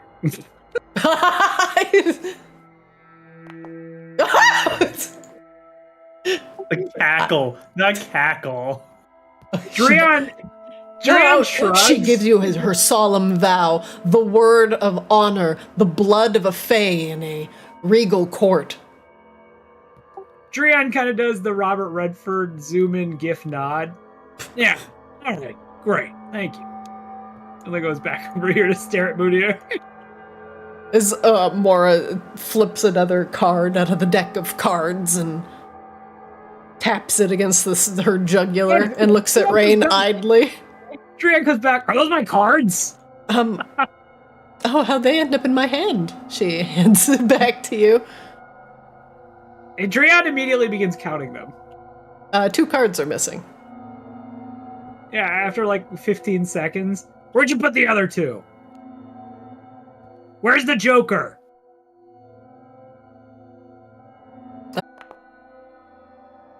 She lifts her hand up and reaches behind your ear and flips a card out. Oh, the Joker's right here.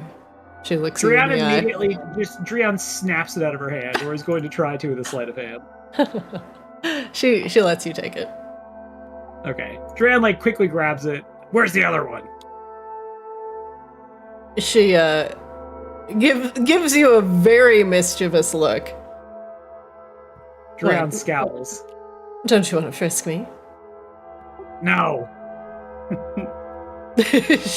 What is this, a BG3 companion character? Just immediately down to clown. Jesus. Down for horny? Dreon scowls and continues staring at her. She says. She pulls out a card from her left sleeve and hands it to you. Dreon takes it, looks over the cards, sniffs them, makes sure they're in working order. It has not been in any cleavage. That's for sure.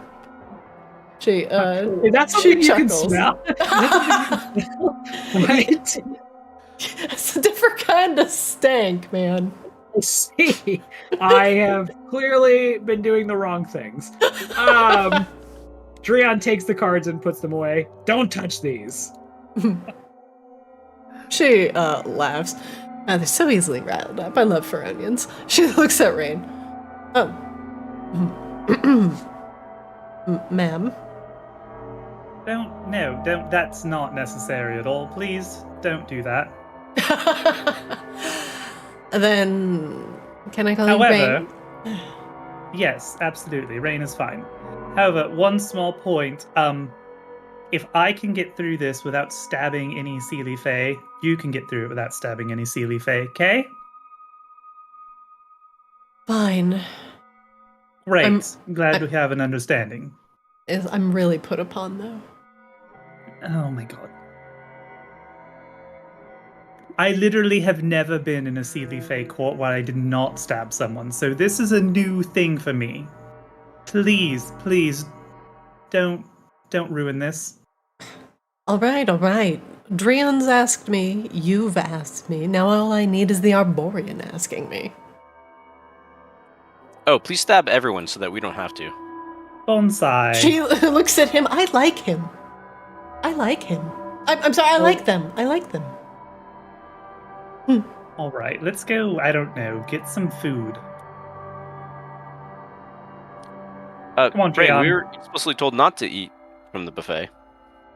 Oh, good call, Bonsai. All right, well, fine. Let's just go stand awkwardly.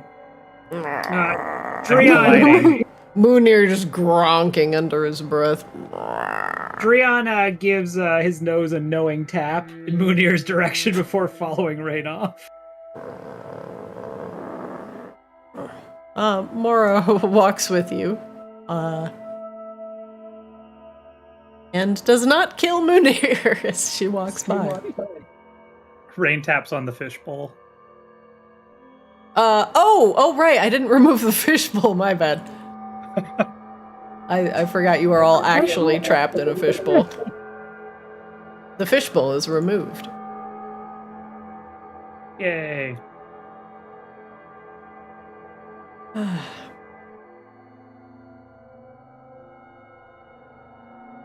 Dreon asks over the telepathic link, "So, find the Moonblade?" Oh, I thought they were bringing it to us. Oh. That was my interpretation. Well, that makes this easy then, doesn't it? Yeah, I suppose. There are an awful lot of fucking fairies here. As you look around, there are tables stretched out across this fantastic banquet hall, all surrounding a massive Borean shard in the center of the room. The Borean shard, most likely powered by mirth or amusement, shines brightly, charged with the powers of mirth. There are fairies everywhere, flying to and fro, and many of the people that are attending the ball are paying attention to the large mirrors that are set up on either side of the room. Mirrors that are reflecting the inside of the bridge vault. It looks like they've been watching you, most likely this entire time. Just like in the hunt, being amused at how you treated Mora, and how you've managed to avoid the bridge vault's obstacles while still remaining intact within Mora's memory of the bridge vault.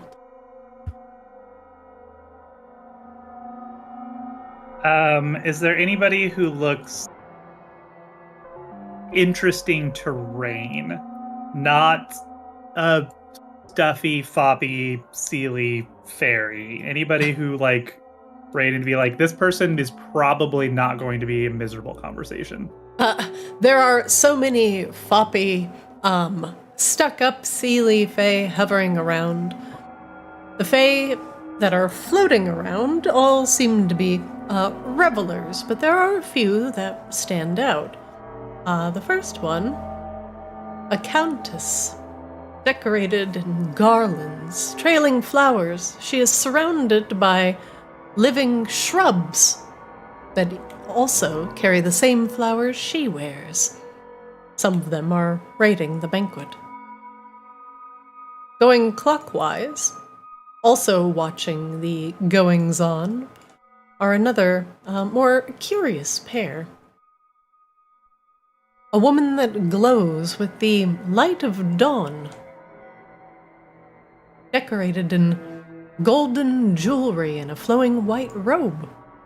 She is flanked by two small cats, who are rubbing up against her legs and purring, occasionally hopping in her arms and climbing on her shoulder, and generally being a nuisance, but otherwise they seem content and basking in her radiance.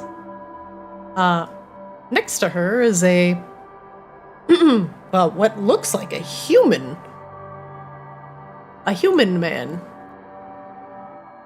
with an intense gaze and messy black hair.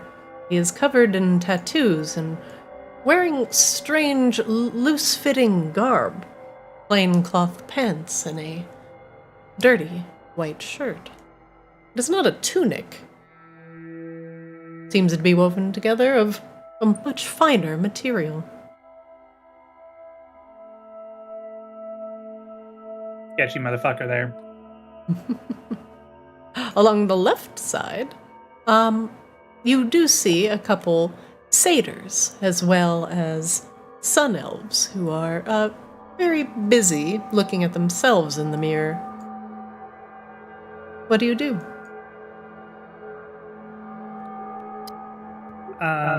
The Countess of Garlands is trying to prevent all of her shrubs from eating everything on the table, and is busy pulling leaves and other animate plant objects off of the food. I'm gonna go look for a place to get that breather. Oh, you don't want to talk to anybody, Drion? Drion starts to walk away, then turns and looks back at you with a scowl. No. What if they're going to stab me? Drion huffs.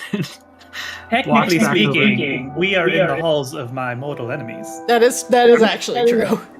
Aren't they bringing you the blade? This all seems to be not very violent. Well, that's the thing. Social faux pas can cut like a knife. You know, in Feronia, someone would just come up and say they want to fight. Well, I mean, that's fair. That's honestly quite a bit how Sealy Fae culture works as well, although more duels. Drion takes his glaive out from behind his back, well, one of them, and brings it to his side and looks around the room.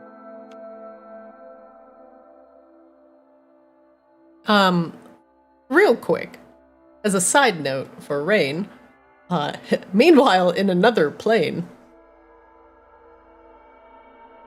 I'm going to give you some very quick history about Kaelin and Shudderwing, and at least why they are currently there. Kaelin is currently, Kaelin has always been an archfey, and regardless of where she might be, or what she might be doing, curious things will tend to happen if she's there long enough, and even if she's soaking up a single beam of sun, she begins to radiate that same pleasant and warm aura. After a time, she began to attract Cats. It seemed innocuous enough. Couldn't get rid of them. But they enjoyed basking in her warmth and her presence and her captivity. Their cats became her friends. And the friends continued basking in the light. Strange fairy magics. Some cats came. They were talking cats. Some cats were little flying cats. Some cats were little Flix-like cats, each bringing Kaylin's secrets. Now, the two, being the, and this will be the canon event, the lone survivors of the destruction of Baba Yaga, under Warden Shudderwing's wing, Kaylin, has eventually turned over a new leaf. And the two have been traveling across the plains, hunting the progeny of Baba Yaga. Hag hunting.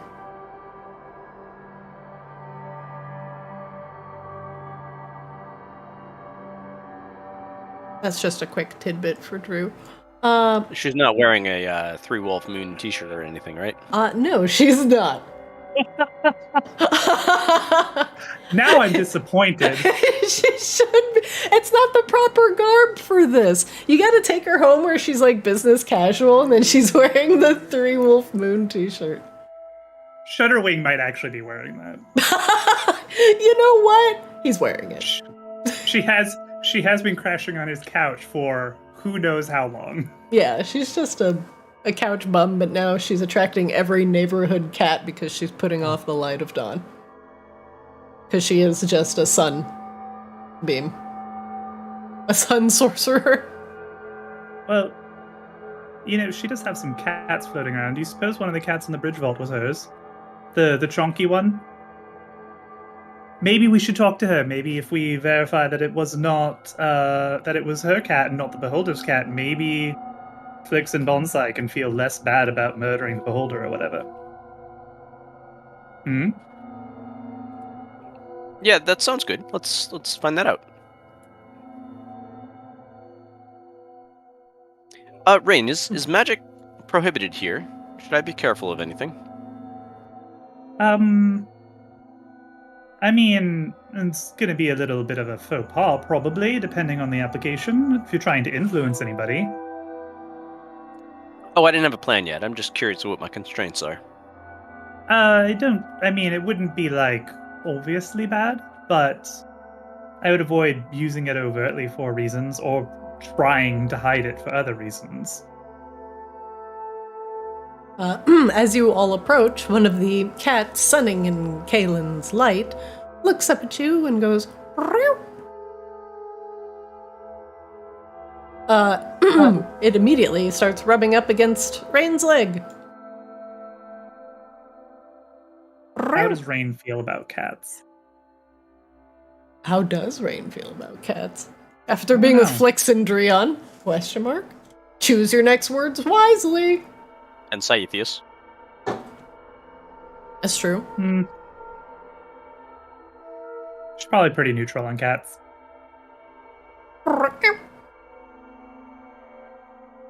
She turns and looks. Oh. Hello, I haven't seen you before. Oh no. This is our first time. She clears her throat and Andrew. You can actually RP as Andrew in this scenario. You can't make me do that. I can. It's been only like if you 4 want to. years. Only if you want to. Oh.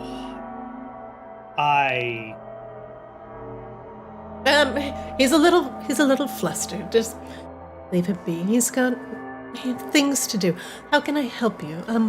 My name's Kaylin. Looks like my cat has taken quite a liking to you. Oh, that is... We weirdly collect cats, it seems like, or cat-like persons. Oh, I love cats. I see my furry little friends every day. She picks up the cat and kisses them on the head. Yes, aren't you my little schnookums? Mwah! Yes, you're not my naughty little stinky flixy wixy, are you? No, you are not. Excuse me, what? What? Flex? Oh, Is that a common name among cats? Is that like a thing? Like Spot or something? Well, no, I don't think so. He's definitely one of my more rambunctious little mans. Mm-hmm. Can you describe him? Oh, Flix, she picks up one of the cats. Oh, well, he's got dark fur, and he's got, one blue eye, and one green eye, and a fluffy black tail. But he's a little troublemaker. He's got a cute little fairy nose. She taps her nose. And he flies. This got weirdly uncomfortable all of a sudden. I'm sorry, you said he was one of yours. Rain has like the moment of realization. Oh, you're his patron he refuses to talk about. She blinks at you. Are you the one he's been telling me so much about? Your Rain Silver Song. I've heard so much about you. She smiles. I have heard virtually nothing about you. Nobody's like Felix has not told anybody about her before, right? Like I'm not the only one. Yeah, I've known him for like 2 weeks, so. Well, that's fair. Shit, that's also fair. Well, Flix, he's a little naughty boy. He's gotten into all the little dark toys. Yes, he has. She picks up the other cat that's rubbing up against Rain's legs. Yes, he's my little Hexy Wexy. At least for Shudderwing's knowledge, some of the more annoying traits that Kaylin has managed to shed in her fairy redemption seem to be manifesting as cats. Flix seems to be the manifestation of Kaylin that has shot off from her more mischievous phase, but also a significant amount of blood magic that Kaylin used to practice has gone into Flix and powers his warlock abilities. But the blood magic that Kaylin had used, that she had learned from Baba Yaga, is no longer within her. So Flix's magic is derived from hag magic, hence why he is a Hexblade.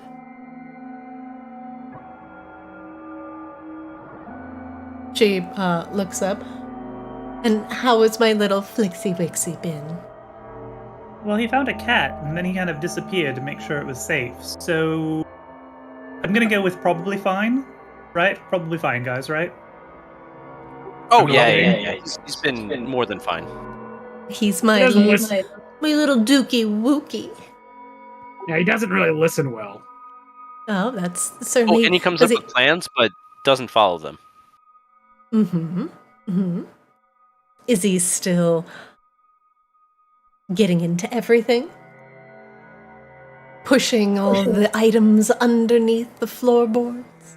Or perhaps you found underneath an armoire, a collection of toys that he's squirreled away.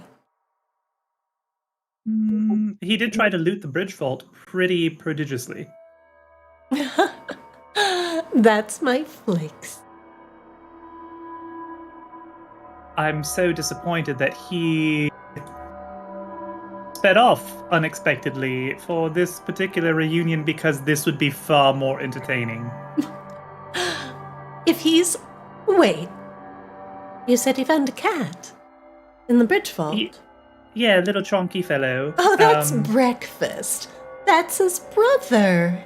You'll find that out soon enough. Oh. So it wasn't the Beholder's cat, though. So we didn't murder a cat owner. No, that's my kitty.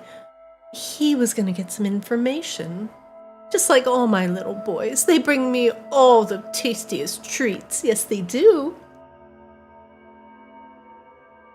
And what kind of information are you after? I'm sorry, what was your name again? I'm Kaylin. Kaylin, pleasure to meet you. Of course. And this is my... She looks over at Shutterwing. My I warden. recognize that shirt, actually. It's Three Wolf Moon. Flix found that, I think, actually. Was very excited to deliver it to his patron. Wait, are you co-patrons of some kind? Is this some kind of co-patroning type of social dynamic? This is more of a rehabilitation type of magic. But it's okay, I got my little kitty witties here to keep me company. Who's the one being rehabilitated? the dour-looking man in the back just rolls his eyes. Yep, that's correct. See, you don't need me, Christina. You got this. Now, has Flix come back to take a little cat nap before he goes out again? Honestly, not sure where he goes sometimes. Claims he's busy, like super, super busy all the time, so... There you have it. Drion, as you stand in Kaylin's presence, she has a calming, warm aura around her that reminds you of like a warm cat bed or like the warm sands of Feronia. You could just curl up in and take a long, long nap. You find Or yourself... a worm Ferminator. Oh no. Hi! She does not seem to be aware of this, but her presence is having a noticeable effect on you. So Drion, as somebody who is very perceptive around magical auras and effects, is going to notice himself just randomly getting sleepy, a thing that doesn't actually happen that often, and he's going to roll a perception check. Would you want perception, or would this be Arcana? I will let you choose. All right, well, it's definitely not Arcana. Oh, shit. Drion, it is very obvious that Kaylin is a fairy of significant power, and just the magic, because she is made of magic, is just emanating off of her in a warm and calming glow. It is understandable that the cats are attracted to her, because it is like sleeping in the morning sunbeam as it slowly crosses across the living room. Drion wrinkles his nose, and you two hear over the telepathic link. Do you all feel kind of sleepy or weird? I don't really sleep. Kind of same. So no. He gives Kellen the up and down. Yeah, I think I need to walk away from this one, or else I'm not going to be much use to you, Rain. Well, fair enough. I'll watch her back in your stead. He turns around, looks at Bonsai, gives Bonsai a long stare, and then just shrugs and walks off. He reminds me of a werewolf I used to know. Name was Victor. Angry all the time. Claws like silver. Attitude like fire. Oh. Fascinating. We've never met werewolves. I guess we fought a few. Never long enough to talk to any of them, though. That's some Hares. were ravens, though. Which I noticed there's one here. Over there, all scraggly and goofy looking. It's not the only one. My companion here is also a were-raven. Say hello, Andrew. You've been so quiet this whole time.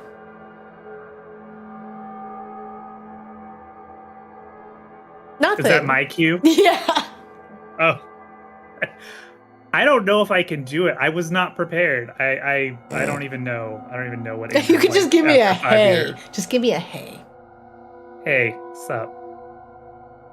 There. That's about as much as you're going to get out of him. He's more of the shoot first, ask questions after he's plucked your eyeball out type of guy. You just said a lot of things that sound terrible but mean nothing to me. Welcome to the court of butterflies. She smiles. Are you Oh, I'll be... looking for anything in particular? Well, I think we're sort of waiting around to be bequeathed to my fiance's family Moonblade in recompense for reminding the Mercurial Lord of his responsibilities, courtesy of Bonsai here, as a matter of fact, and their mother. I see. Well, this must mean a lot to you to brave the Mercurial Court. If I'm being honest, this is my first time in a Sealy court where I was not stabbing everything that moved. Kaelin chuckles. I've been in courts like that. Well, since you told me a little something, I'll give you something in return. We are looking for hags. Have you seen any? Nasty things, old women, crooked noses, tend to live in foul parts of the world. You haven't seen any, have you? That was an interesting way of reciprocating information while also asking for additional information. Well played.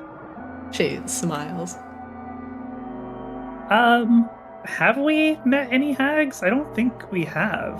You did in the woods. She told you how to find the Arborian, the ancient Arborian relic. Was she really a hag? Yeah. She is a Kind hag. Did we know that she was a hag? I don't know. I actually don't. She introduced herself that way. Did she? I vaguely remember that being transparent. And you trust me anyway. I believe you all do know that she was a hag Okay. of some sort. Okay. I recall, like, Drew knew that. I didn't recall if, like, Rain had done that. Flix might know it, which also makes this kind of complicated. Yeah. Well, it's possible that we have. What do you want with hags, though? My understanding is they're not terribly hospitable. Exactly.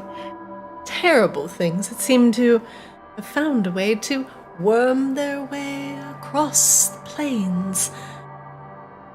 One of the, let's say, the queen of the hags, the Baba Yaga. She has done terrible things during her reign and has created a significant amount of equally terrifying progeny that have decided to run across the cosmos. So you're what? Hag hunters, then? In a sense. We have a... Well, we lost some people we knew to this hag. And we figured, why not just take out our deep-seated revenge on all of her progeny? We have the time, we have the means, right, Shudderwing? We have the murderous intent. Oh, nope. Oh, come here, Pete. Come here, Pumpkin. She picks up a cat. No. Murderous intent for Kaylin. No. Her emotional support cats to keep her fucking from going homicidal. If she has too many strong emotions, she will manifest another Flix. Oh no big feels. No, we push it away. Push the pain down. We push the pain away of losing our friends. Yes, we do, Mr. Snuggles. She's a little off. Yeah, Raid looks a little uneasy at her and glances to Shudderwing and back. He's just giving you just the flattest look of, like, I have dealt with this for God knows how long, and this is how it is. I can't stop the cats. They just appear. Well, we're going to continue to mingle, I think. But if we see any hags, we'll be sure to point them out. In the meantime, I hope Flix catches up soon. I would really love to see this reunion. Oh, you just make sure she holds up the cat. And she's like talking as the cat, kind of like wiggling him up in the air. Make sure if you find any hags, you really don't want to fight them. They're super dangerous. Oh, that's so smart, Mr. Peaches. He puts him down. Just be careful about the hags, yeah? Right. We'll definitely be careful about them hags. She waves. And be sure to tell us if you find any hags. I will burn them with the fury of 1,000 suns. Rain steps back, like, does not shift her attention from Kaylin, just takes steps backwards. Both of the cats just kind of yawn and stretch in Kaylin's radiance. Waits until, like, a healthy distance away, turns around to Bonsai. Oh my god, that explains so much about Flix, holy crap. Yeah, Kaylin's a little off. Kaylin's a little weird. I hear all these facts coming in, but I don't know if it explains much for me. So is Flix of this court? Well, now I'm not entirely sure if I don't even know if she's part of this court. But Flix said he came from the south, though. But he never did tell me exactly what court he was from. I suppose that could have all been poppycock. I also think half of what he says is true, and half of what he said is less than true. Oh, or it could be that Kaylin just brought him into existence in the south. It seems to me that they are some kind of traveling partnership of some kind. I don't know. Best to steer clear of them. She is busy kissing the cat that she has given 20 names to on the top of the head. It has a different name every time she picks it up. It is a different. She's called it something different every time she picks him up. This is Mr. Snuggles. Oh, Big Peaches. Well, Bonsai, anybody you want to talk to? I think just whoever has the sword that we need. Well, yes, I think we're waiting for them to resolve the whole succession right now. Drion, what are you doing? Drion wandered around and found no one that looked worth talking to, and so he settled down on what looks like a bench and is That is a giant mirror, sir. Well, he's currently looking at his balls in the giant mirror. Drion is mostly just standing and staring awkwardly like a person who does not belong at a party. Drion, there's a fairy next to you with green hair. Her fists are balled up and tears are streaming down her face. And she looks at you with a sidelong glance. She seems like she wants to get something out, but can't bring herself to do it. Drion notices this and walks away. You bastards! Yeah, Drion just pretends he doesn't hear that and stands by the table and notices it would be possible to maybe get more space in between him and the strange-looking purple fairy.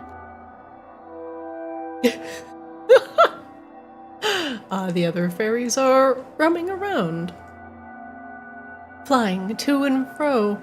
A small sentient shrub runs into your legs. Dreon looks down at it, and then immediately looks up, just straight into where, like, the sky should be. God, I hate this place. Shuffles past. We did tell you were going to hate this place, Dreon. I distinctly remember that. It feels like months ago, though, now. I don't remember contesting you on this point.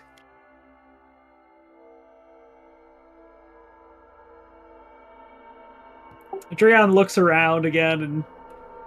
So, how are we getting this moon blade? As the fairy cries behind you. I hate What you did you guys. What did you say to that fairy, Dreon? I didn't say anything! Why is she like cursing your family? She like flies forward and points at you three. You can't let her go free. You can't. Yeah, it's a whole bunch of weird shit going on over there. It's just probably best not to look at it. Excuse me, who are you? Fuck. That woman, she killed my friend in the bank. She doesn't deserve to go free. She deserves to be punished. You can notice Dreon is like visibly twitching as this is happening. Face your feelings, Dreon. She hasn't served her time yet. You don't get to just come here and take her away. Dreon strides over. Probably because they were fucking as annoying as you are. Oh, well, Rain was going to try to be diplomatic about this, but No, go ahead, Lizelle. Go ahead. Dreon has a very low tolerance for people's emotions. Shut up, Geek! You're weak! Go back to the crash! I mean, shit, do you want to roleplay Dreon for me? I hate you. Yeah? Anything else? I don't understand. We didn't do anything to you. She just appears to be frustrated as she does not feel like Mora has served her time. What would you have done to Mora? You just have her relive this over and over? That's not very... doesn't really support the cycle. Everything lives and everything dies. No, And comes back again. She gets to remember. Why do I get to remember it for the time I'm here, but she gets to move on?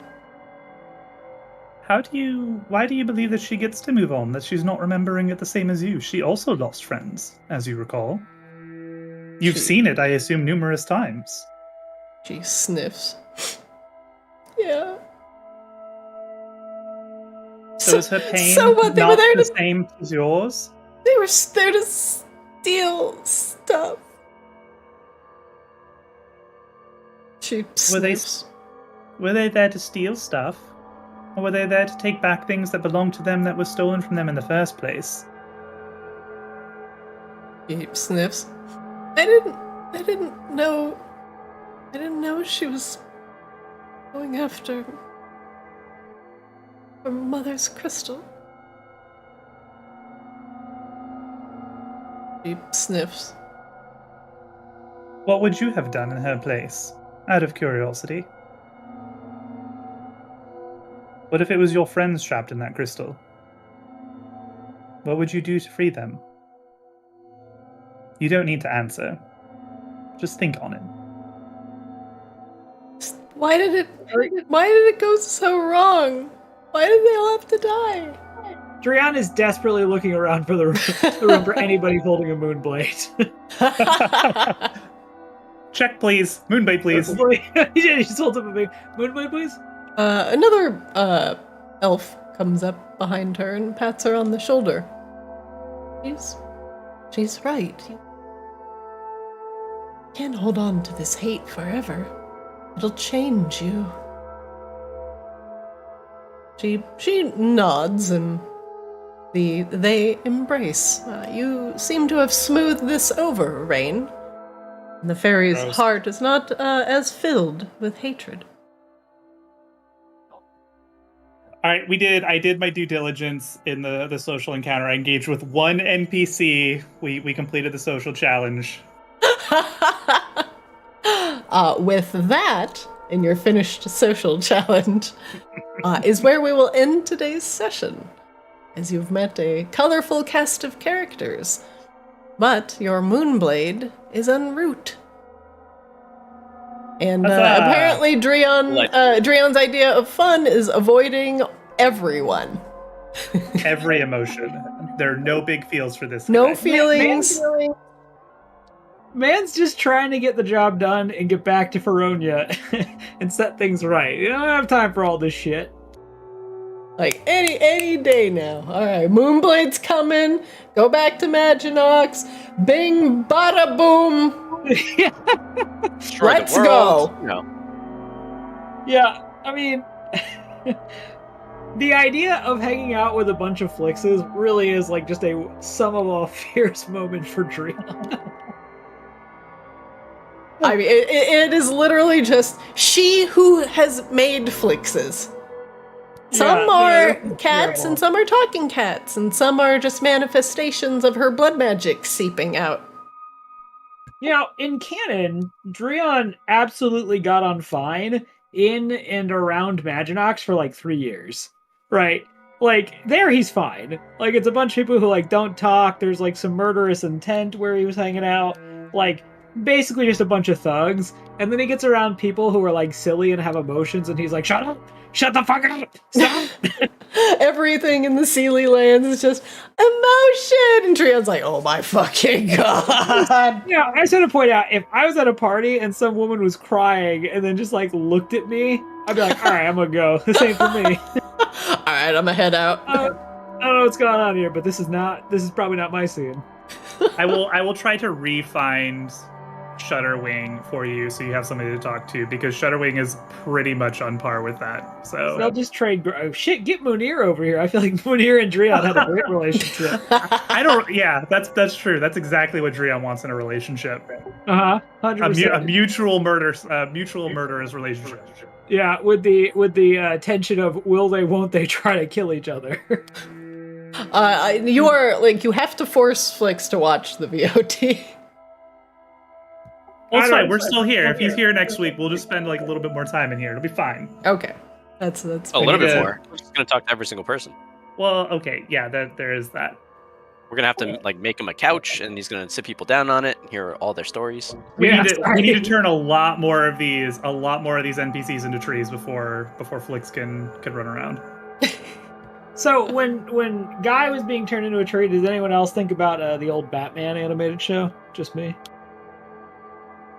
That wasn't where I went, but yeah, no, now that you mention it. The episode where like all those people got turned into trees is just like burned into my brain and like one of my worst fears. Oh, I remember that one. I saw that as a kid and it just scared the shit out of me. The Batman animated series was so good. So good. It was. It absolutely was. But also that was scary as fuck when I was like 9. The worst part is like you'd watch that and then it like right after would be like the original Super Friends and you're like, this is baby shit. Dude, but the Justice League Unlimited though, or whatever, after like that came on after Batman and Superman, that shit was good too. Hold on, I gotta Google this.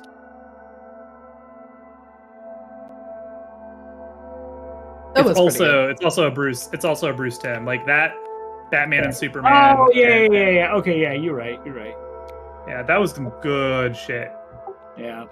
Cartoons sure were better when I was younger, and it has nothing to do with nostalgia. Oh no, we're booming! I'm booming. My blade is a booming. Boom. We booming over here. Hey, anybody remember Gargoyles, the animated series? Yeah, I only hear apparently about that just got gargoyles. re-released. I only hear about gargoyles 3 times a year from Drew. I want to watch the remaster. Did they actually drop that on Disney Plus finally? I don't know if it's on Disney Plus yet, but all I know is that they are like doing the remaster of Gargoyles, and that's just quality TV. Gargoyles is great. That's where I get my fucking affinity for fairies and weird fucking fairy courts, man. Fucking gargoyles, man. Amen. $15 on Prime Video right now for the entire season. Yes. All right. I know what I'm gonna do after the session. All right. All right, everybody. All right, thanks, Christina. Thank you for joining me. See you I next will week. see you next week. Peace. Bye. Yeah. That's it for Arctis today. Whoa, nope, that's the BRB screen. This one. Hey. Hi. Thanks for watching. Catch our VODs in full at Arctis DD. And watch our shorts. No, my burp! Watch our shorts and funny moments. I'm sorry. Shorts and funny moments over on Play Arctis. I'm Zarina. I'm your DM. Hey. Thanks for watching.